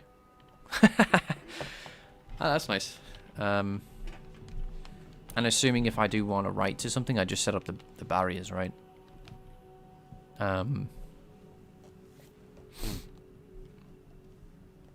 So if I want to have like sorry, I know I'm asking questions. Maybe I should research this instead of just asking one guy in chat. Hopefully that's fine. But for me, it's like, let's just say I begin rendering and I'm writing to an image to then use somewhere else. I don't know, like let's just say I'm building the G buffer up. When I begin rendering it, you can't do a VK pipeline barrier.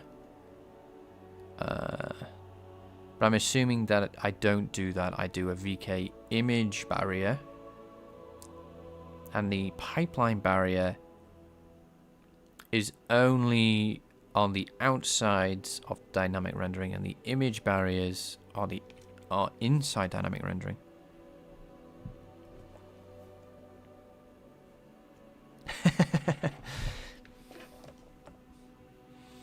I know, I very much appreciate it. This is honestly like I'm a bit spoiled when it comes to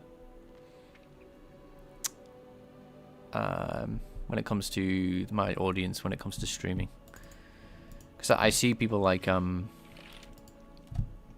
know, other streamers that do like this, and they have like lots of viewers, and it's hard to talk to people about detailed topics.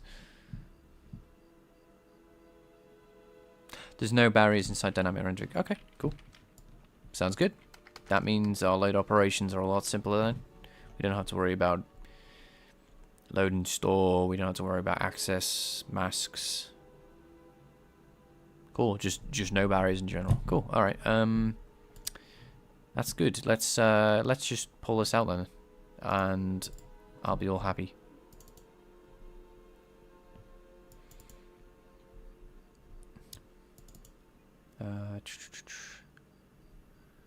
I want to see, though, how this is created.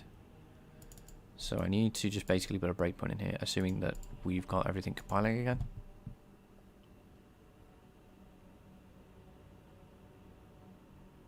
Just before and after rendering. Got you. Right. Call stack, int it.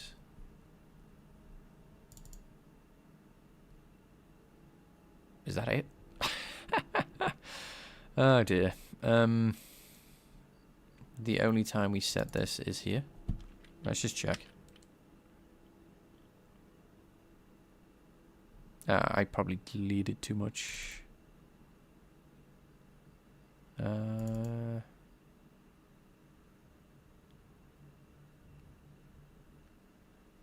What's the issue? Invalid. It's an invalid call. Oh, I've still got a... I've got a render pass? Huh?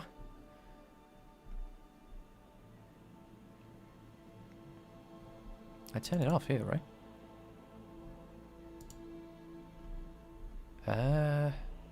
Right, let me debug this. This was working before. No, I'm just going to get rid of this. Maybe... what did I also do? Oh, yeah, that was the other thing. I think when it was technically working, it shouldn't have worked, but it worked technically. Yep. We know this is just ran once. Yeah, okay, so... We've still got shenanigans going on with the IMGUI stuff. Oh.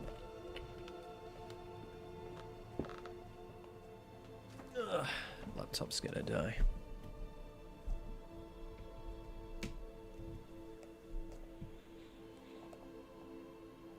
Yeah, that's true. I mean, I doubt I'll ever get to a point in my life where the chat will be too hard to read because thousands of people are talking.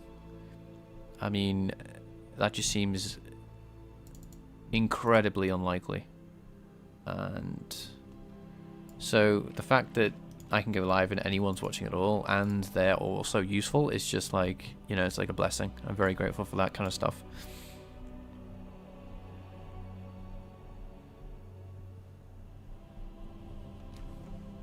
Yeah, that would be a bizarre situation to be in, to have lots of chatters, but yeah, I'd rather be like this, to be honest. Yeah, it's nice. It's nice. Yeah, it's nice. It's nice talking to you guys.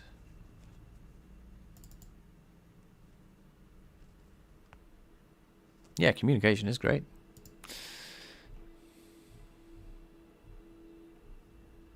I mean, to be fair, I do like some big streamers.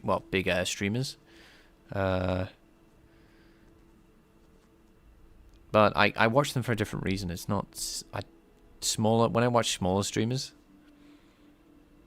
it's there's a completely different vibe. It's like for bigger streamers, for me, it's like I put them on in the background if I'm gonna watch them. I'm probably gonna chat like a random thing every now and again, but expect it not to be written. But when you watch smaller streamers, it's like, yeah, you get to know them a bit. It's kind of more fun. It's a bit more, I wouldn't say intimate. That's kind of probably a bit too personal. It's just a different vibe, I think. Okay, Just okay. Now I've rambled enough. Let's Right. Okay. Dot color. What was that? Yeah, that's what I wanted. So swap chain output.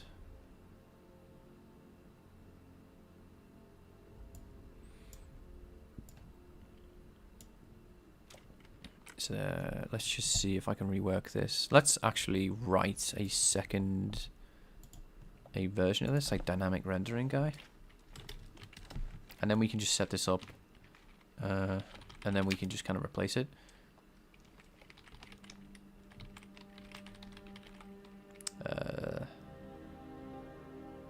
I don't know what to call it.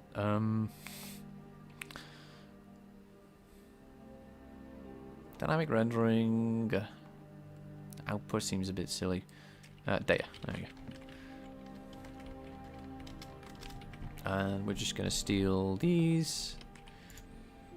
We don't need the load ops. As we discussed, there's no pipeline transition when you start dynamic rendering, which is very cool.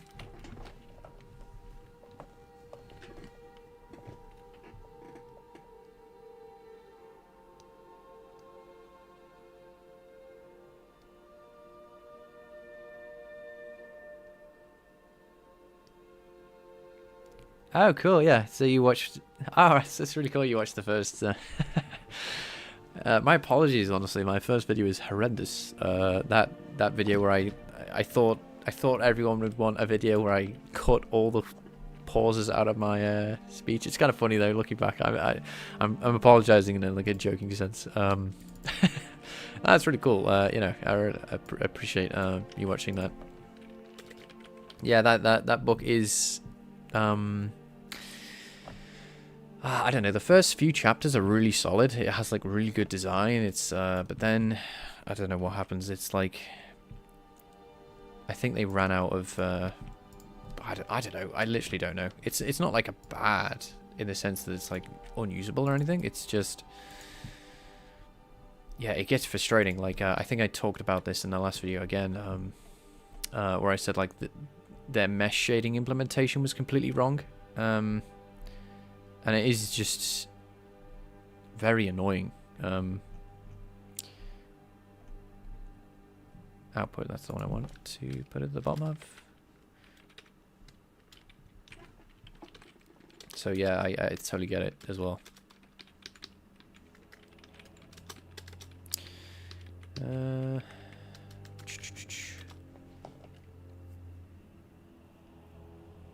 Dude, of course, there won't be thousands of people showing up for a Vulkan dev stream.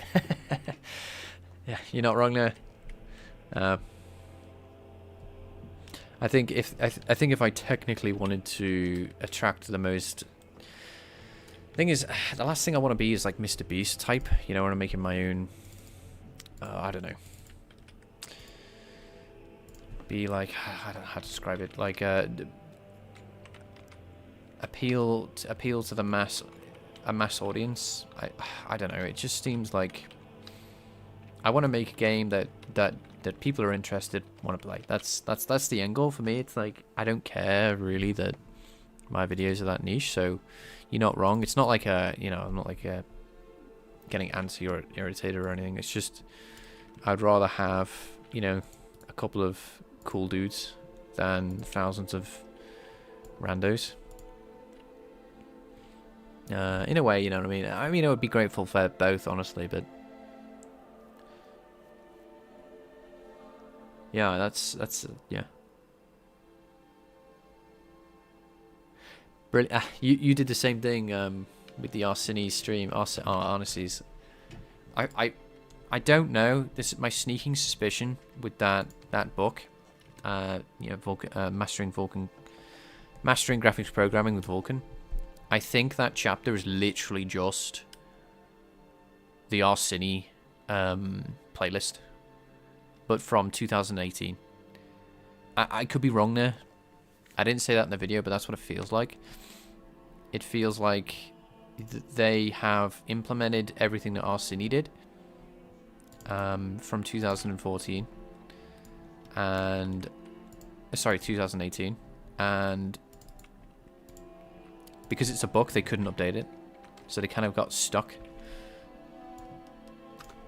Because it's you're probably familiar. It's referenced, and I think it's referenced because it literally is just the same, minus a few things here and there. And yeah, this engine is thankfully slowly getting divorced. It's going through a slow and oh, I put out as output. I didn't mean to do that. It's going through a slow divorce from that book's code. Yeah, I've deleted so much. Right, yes.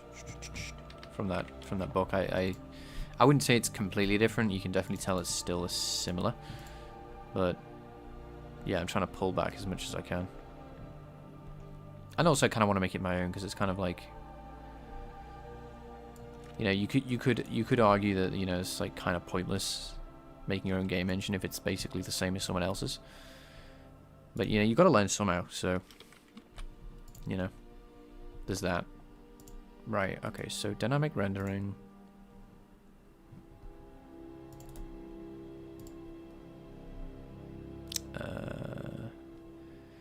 We wanted to go to, where was it? We need a, yeah, I still want to get rid of this. This is terrible. This is dumb. This is not needed now. And I will, I want to compile that before it will cause a compilation error if I don't delete everything. Okay, so I need a, where is find render pass output? Right, this, so I want the same here, but render, sorry, dynamic, render data, dynamic, rendering data. That I can get rid of, I think. I'm gonna delete that so I can just replace it effectively. Like this. I don't know where else it's used. Sure. And depth is here, sure. And get swap chain output. Sure. I'm just gonna change this to render dynamic. Oops. Dynamic rendering data. Okay.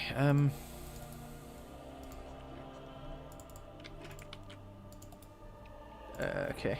Going back. Dynamic rendering data.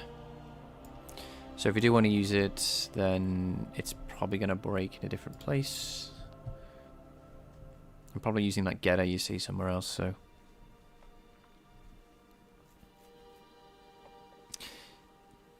Yeah, exactly, like people like you is why I love the internet. Appreciate that. Because it is the only place where you can go into details on topics. So you can actually learn something instead of watching useless documentaries. Yeah, I feel you on that one. You know, same thing. Like for me, I don't know if you guys are familiar. The guy. There is a huge inspiration of why I made videos in the first place. Outside of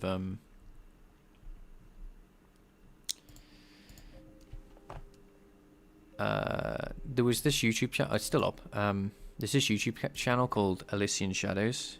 It was originally called Gyro Vorbis, and these guys were like my big inspiration. Do you guys? Do you know about Elysian Shadows? Honestly, they had a YouTube series, just for people who don't know, called Adventures in Game Development. And this was like very old school YouTube, where they didn't screen record like I am right now. They would walk around with a camcorder and they would be like filming themselves making a Zelda inspired game that was going to run on the GameCube and PC. And yeah, that's like a large part of the reasons that I am making my own game engine is because of what they did back in the day. Yeah, they are very cool guys. As far as I can tell, I don't know. There's this YouTube series. Sorry, YouTube video. I meant YouTube video. By the main guy called Falco, and he talks about like how you get into game development. And I watched that, and it was very enlightening. Oh, hang on. Yes. I can't create the graphics pipeline because this is now.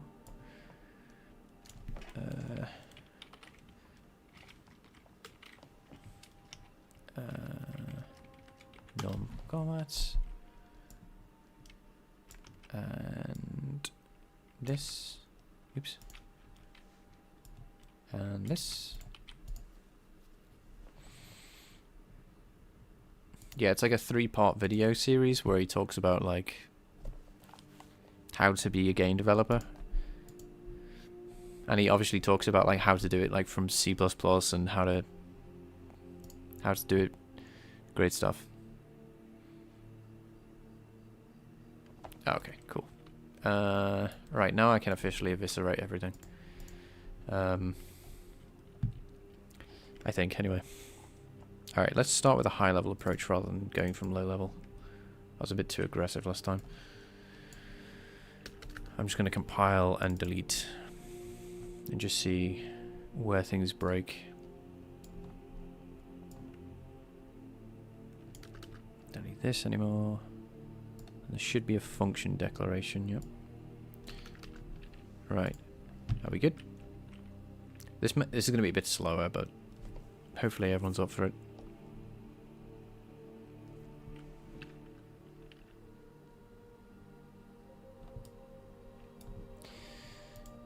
Cool. Yeah, I think I broke the GUI a little bit. But anyway,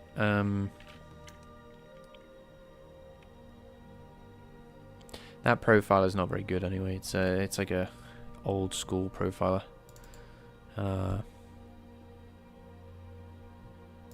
Vulkan maybe like 1.0.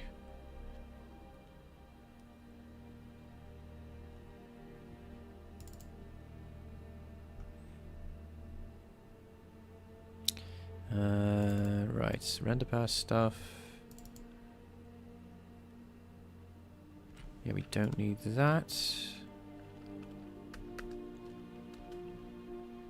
Yeah, I might not compile every time I delete a function. That seems a bit...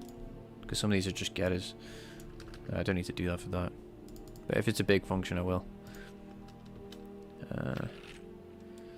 So there's no render pass outputs. Because I can get rid of this without any issue. It's at the bottom of the file. Get rid of this.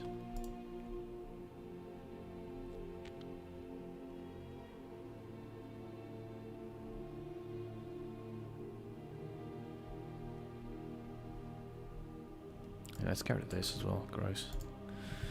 Gross. Compiling things on the fly. Alright, so I've deleted these. Don't want that.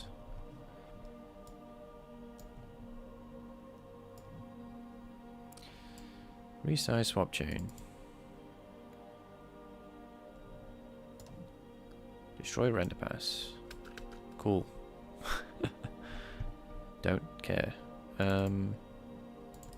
Create render pass. Is that just a... yes, this is just a render pass that we don't care about now. We don't create the render pass. We don't have the render pass creation info. We don't have the attachments. We don't have the subpass. We don't have the attachment references.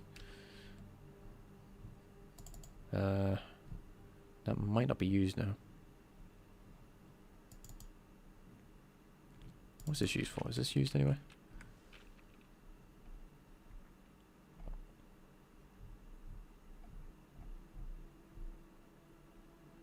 This might be what we were doing. Oh, where do we go? Let's just change this to 1. And we'll compile this later. If it's being used. Set resource name. Debug util. We definitely don't want that for a render pass we don't even have. We don't create the frame buffer anymore. And we don't do this. And what else? Other stuff we might need doing, but yeah, what is this? No. Yeah, okay, so we are doing this. Ever. I'm never doing that again. Render pass, destroy render pass. There's no render pass. There's render pass cache, which I can probably just safely get rid of as well. Which is it just stores the name. Well, no, it's part of the DAG that I would build. We would hash and cache them. Yeah. So yeah, we don't need any of this now.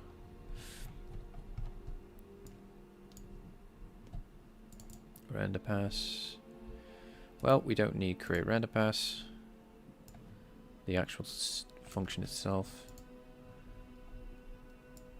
because that, surprisingly enough, is creating the render pass. There's probably a create frame buffer as well that we want to delete. Resize texture output.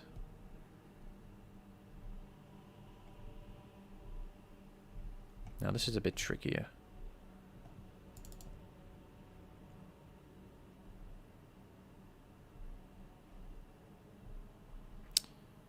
I think this is literally just render pass related. Fingers crossed. Resize Vulkan texture, but the texture I think is coming from the render pass. Do we use this anywhere? That's the next question. What is this used for? Oh, that's good. Good to know. We don't use it. Da da da. Goodbye, guy. Cool.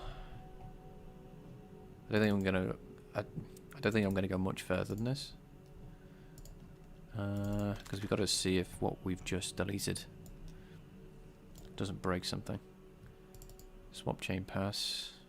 Create render pass. So we're probably gonna have to delete that so you don't end up that's a handle.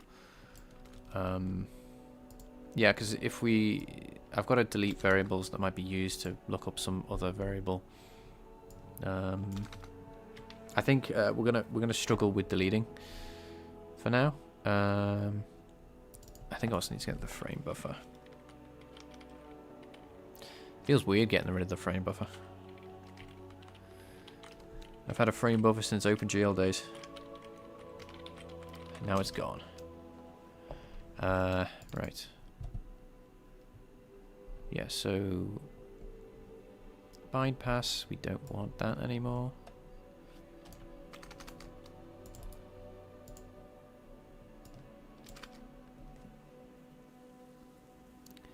Yeah, I told you that this is a lot of I thought this would be quick, but the fact that these functions might be called will probably likely cause a validation error.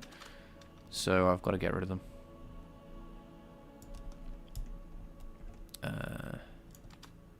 Wait, did I delete too much? Oops. Come on. I feel like I deleted 2 functions then. No, I didn't. Okay. Right. Let's get rid of this. Swap chain pass. That's just a handle. And let's go back in here. Cool. And we just got to check every single function. Rendering. It's unlikely. I can get rid of this. Okay, so I need to create a... Right, I don't even know how this is working. So if this is a pipeline creation struct, then the create pipeline... Oh no, wait. I think I've just straight copied and pasted this in here. Yeah, okay, so the creation struct isn't actually doing anything. What else? Just gonna check. Main.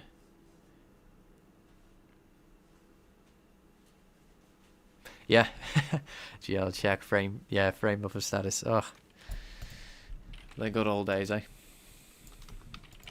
When you could render a triangle in less... I don't know. When you had to use shaders, rendering a triangle was still quite difficult. Oh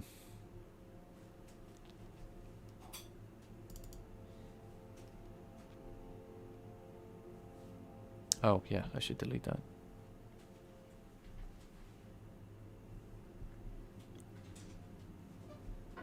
Yeah, okay. Let's run. But still, you know, I saw the code to render a triangle in OpenGL 1.1. Oh my goodness, it's it was lovely. Where are we? Presentation.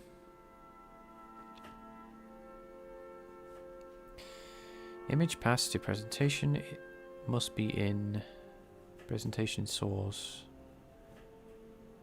It's in undefined. And this is for the...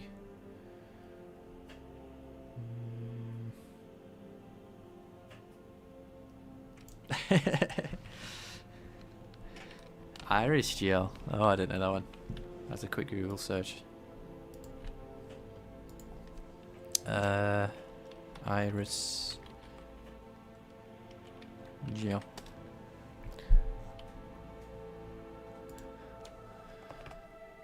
Integrated raster imaging system graphics library. Yo, in the 80s, jeez. Is this the predecessor for OpenGL?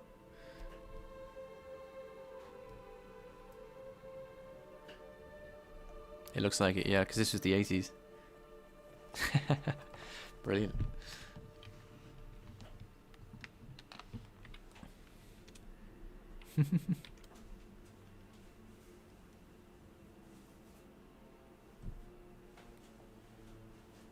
That's crazy.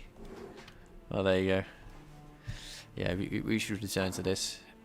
I assume this is this doing a software rendering? Where you kind of bit-blit everything over and over again?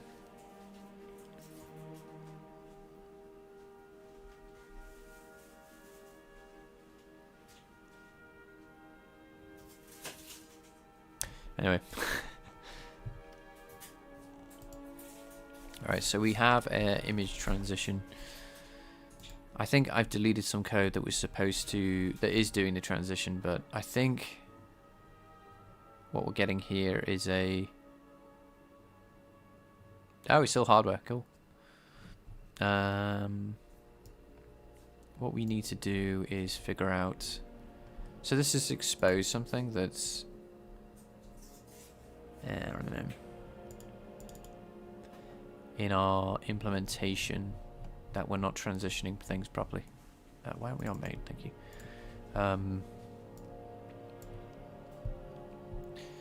So we begin rendering here.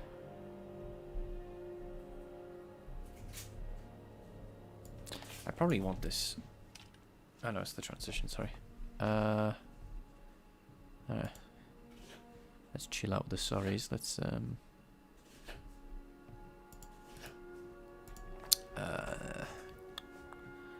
end rendering. We take this. So I should see here that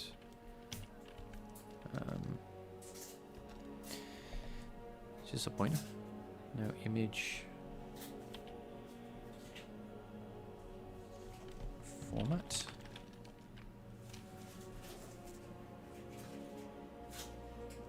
Oh wow.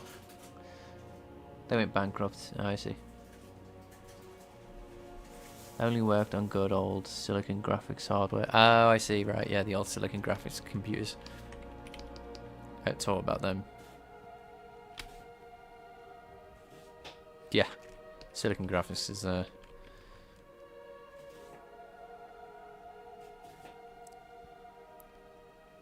yeah, oh, that's cool. This the N64 used a Silicon Graphics GPU.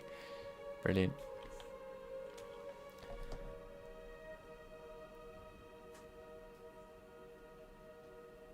Why are you complaining? Right, I'm just going to assign this to a VK image. And we're just going to extract the data out. Current image. Okay. I don't know why it's... No, even you.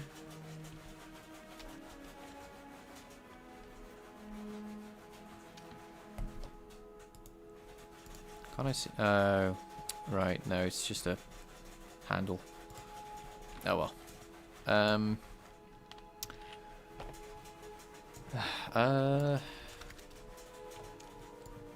So this transition is happening. What did we delete then?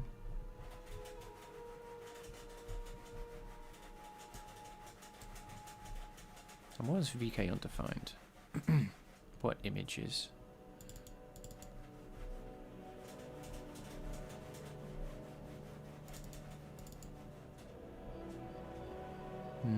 This maybe? No, that's the image index.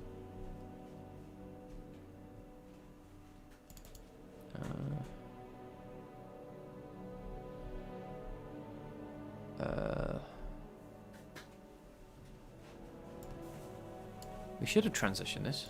This is an output variable, right? No, an input output. So the barrier is this. No. It's old to new. Command buffer.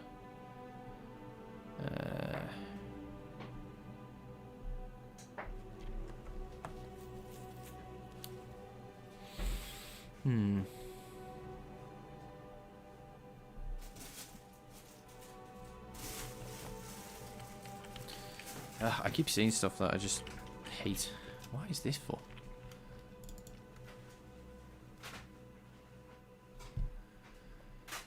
Right, I'll come back to that.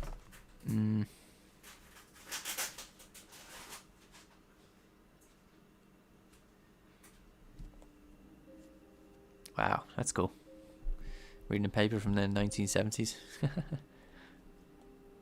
I assume it was all to do with early hardware or something from Silicon Graphics.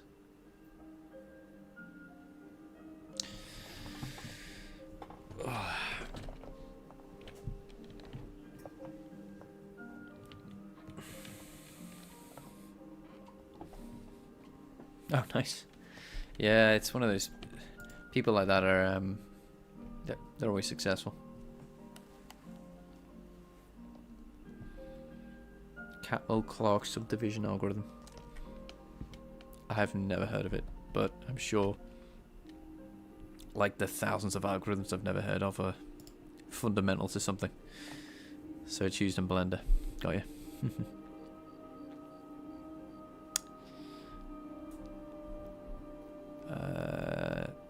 Why is my images? Oh, that's depressing. I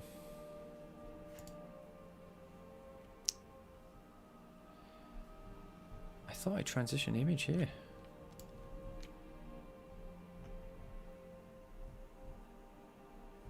To presentation. Alright, let's just run this again.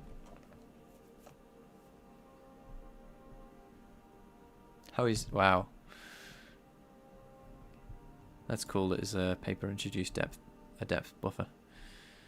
Yeah, because I guess we take it for granted that depth buffers exist. I mean, before that you would obviously have to sort all your objects front to back and render the scene that way.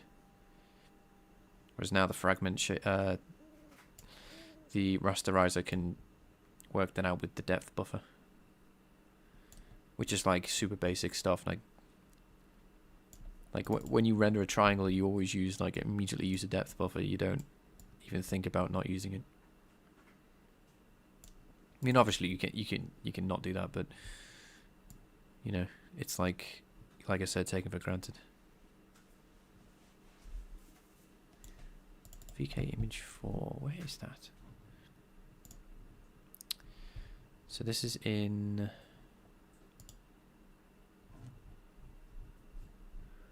Maybe I should make all my image layouts general.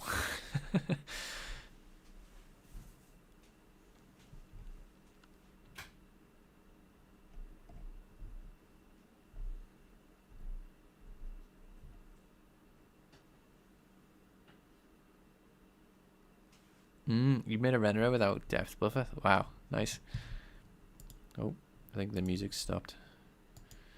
Where is it gone? There it is. Yes, we listened to an hour. What to listen to? I kind of Bethesda it out right now. Oh.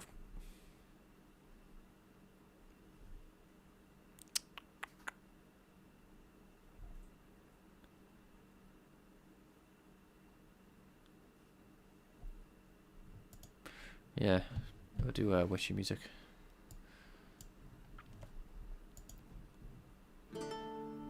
Oh, that's quite loud.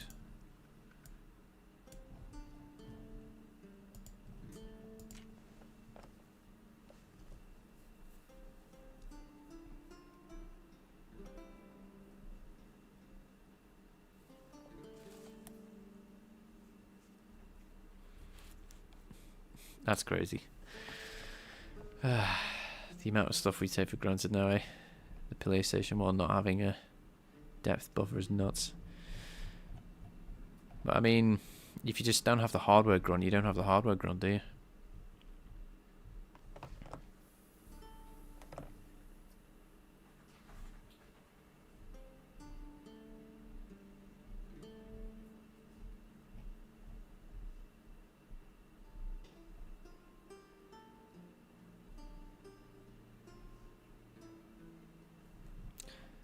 That was too quiet. There you go. That should do it.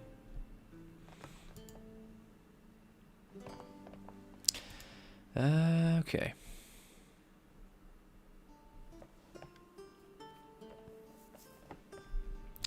I'm looking for image.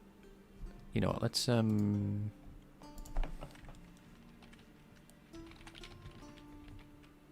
No, that's what I actually wanted. So I believe we get an error after this point. I can probably investigate the images. What we're not transitioning to present. Oh no, okay. Advanced frame counter. Huh? Are we... What? Oh, interesting. I do that. Is there a way to go back? I don't think there is once you've hit a breakpoint. Where did that die? Did it die in the idle? Yeah, there's some SDL3 thing why I have to have this idle.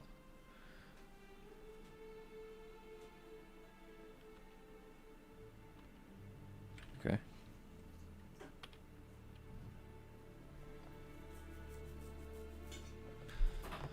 Okay. I wonder if dynamic renderings fixed this kind of weirdness that I had to deal with.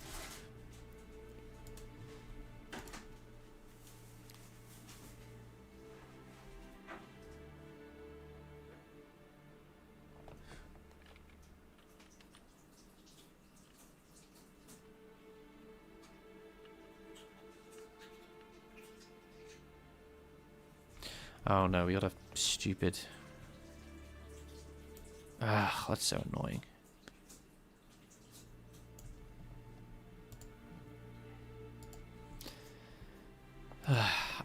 Was it Heisinger bug? Where sometimes it works, sometimes it doesn't.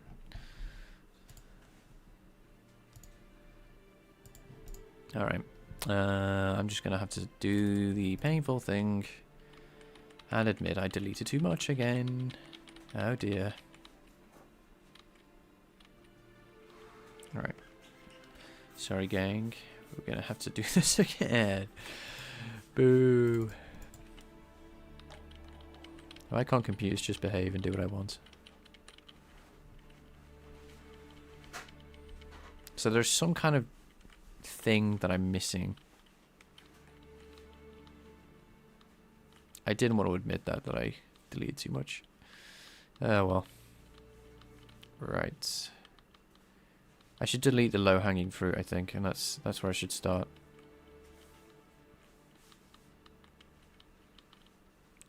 Like the... I think everything up to here was fine. I'm going to try and run that.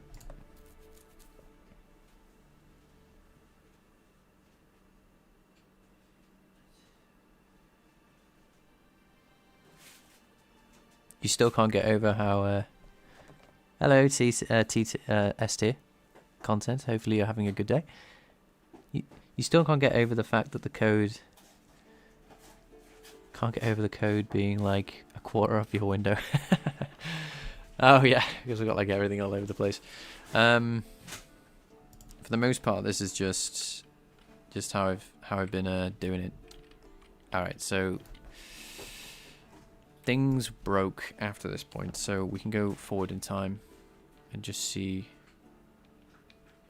No, I deleted too much. Hang on, put that back. Deleting this is too early. I need to delete all the functions. And here's another shocker for the people who are wondering about my setup. I only have one monitor. I know it's a lot of people are like, 2. The only reason I'm able to read the chat and not have it on the screen is because I've got it on a different computer on a laptop. Yeah, I've got a pretty scuffed setup.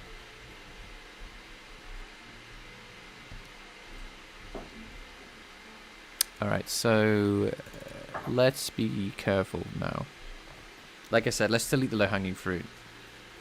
And then we can figure out when this transition happens. And then we're all good. Which engine do you use to make games? Which engine do you use to make games? Me personally, I just use my own.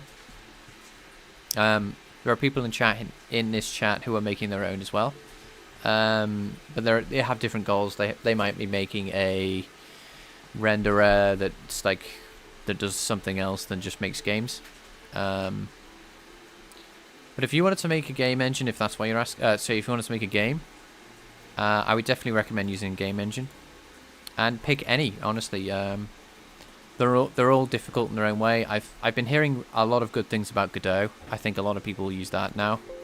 There's a lot of game develop. I host a little game developer community that isn't just about making your own game engine, and for the most part, they're all using. Why is this? Oh, on the side. They're all using. They all seem to be moved to Godot. So hopefully that answers your question. So yes, delete this, get rid of this. Does it work? Oh, hang on. It won't work at all if I've broken it. Alright. Render pass, delete. This might be where the transition is actually. Create render pass. And its name, we don't care about. Ah, the frame buffer. That's so awkward. I should have deleted the frame buffer first. Hang on. We're gonna be more careful. I'm not doing that yet.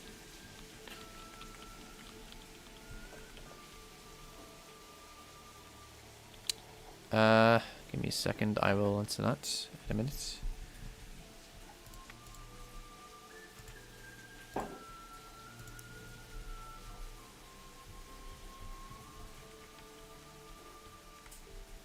Okay. So this affected this function. I want to get rid of the frame buffer first.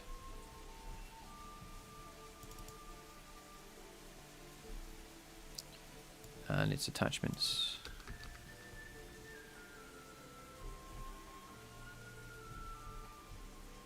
Because you need the render pass. You create the render pass first, then the frame buffer second. This might cause a validation issue if I'm still using the frame buffer somehow, but I hope I'm not.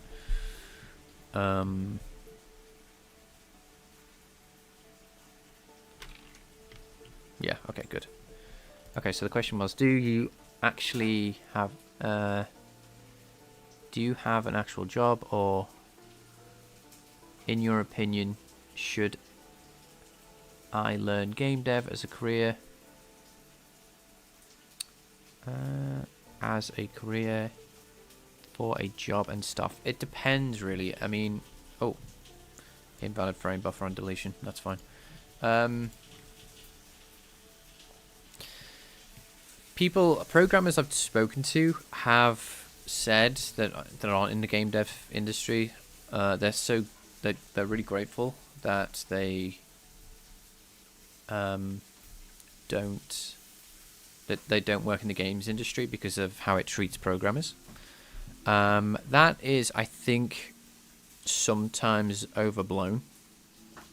I've spoken to designers who work professionally, and they seem to be okay. It depends on the company, you see. Like, so if you do want to pursue game development, it really depends on like so many factors. It depends where you live. It depends on what type of games that you want to make. Like, you may, for example, go to university or college and like spend, I don't know, 5 years becoming an excellent programmer, and then you work on FIFA, you doing the netcode and in the background at EA, and this is not what you thought game development would be. So it like there's lots of like things like that can happen, and the path of game development can take you many places. Some of them you may like, some of them you may not, and it's not like all game developers are tortured or whatever when it comes to what they do as a job and that. So it's hard. It's a hard question to answer. I think if you're just starting out, I would say do what's fun and see where it takes you. Cool. Right, not broken yet. Yep. I should get rid of that swap chain, frame buffer delete.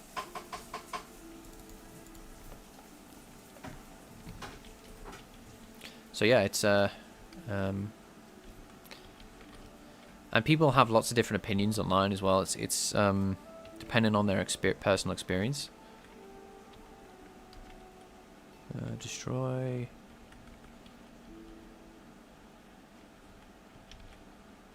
Destroy frame buffer. Yeah.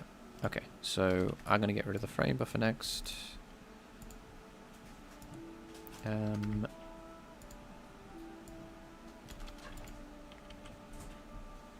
So yeah, let's just completely get rid of the frame buffer.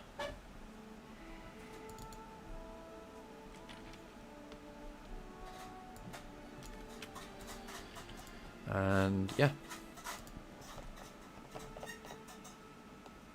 You're fighting with C++. You see, that's the thing. It's just like sometimes you just got to learn how to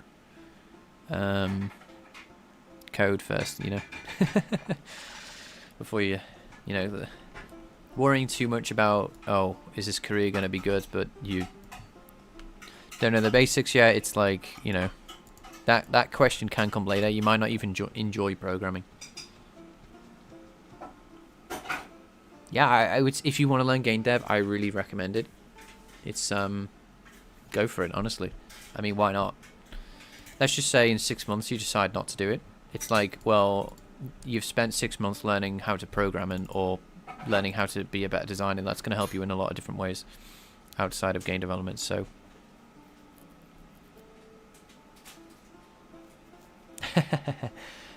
web dev, game dev, and operating systems are beasts.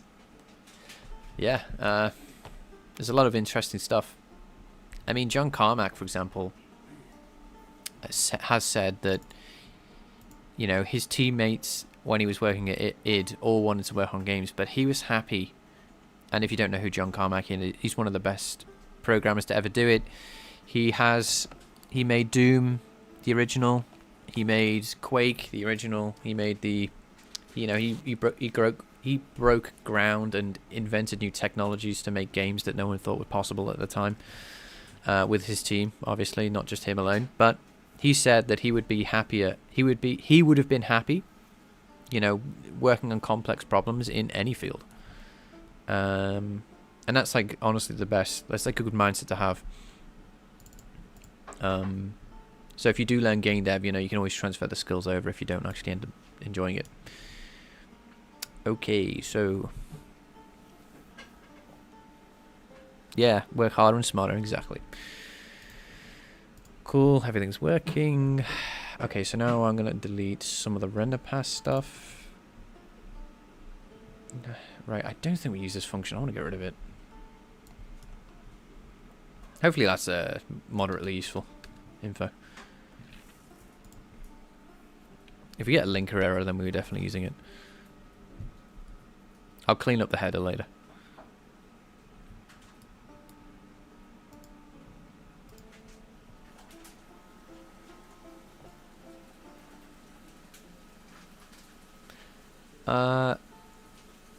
I thought he left Meta.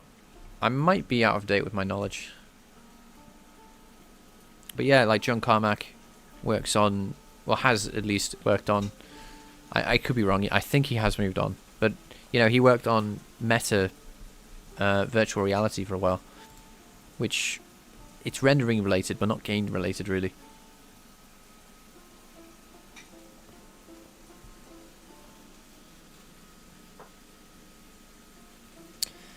So right now I can't learn everything, but what is one thing you need in every industry, like programming language or tool? I would simply say having a good foundation in a single programming language. So it doesn't even matter what language you pick. Yes, C++, for example, is used for the most part.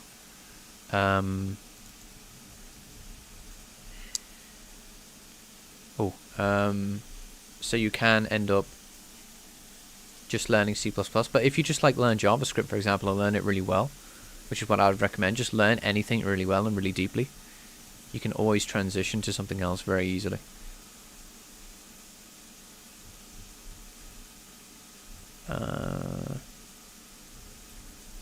Where's VK create destroy frame buffer?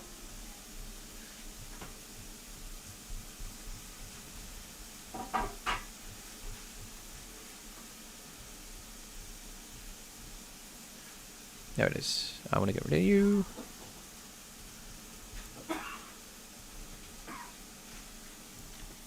Right. Okay, guys. I'm going to have to call it here. I've overrun a bit. I've been enjoying myself too much. But yeah, it's been a pleasure as usual. You know, I've enjoyed everyone in chat. Yes, the fundamentals are essential. Exactly. Honestly, it's been brilliant. Thank you for everyone who helped.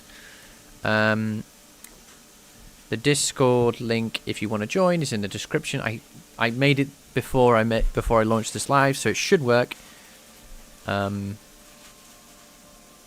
you know. Yeah, if you want to do game dev, yeah, C++. That's what I would do personally. But people who say Rust, it doesn't really matter too much. But yeah, learn something deeply, that's all. Yes, yeah, thanks for turning up, guys. I will hopefully see you soon, and hope everyone has a good rest of the day. Alright.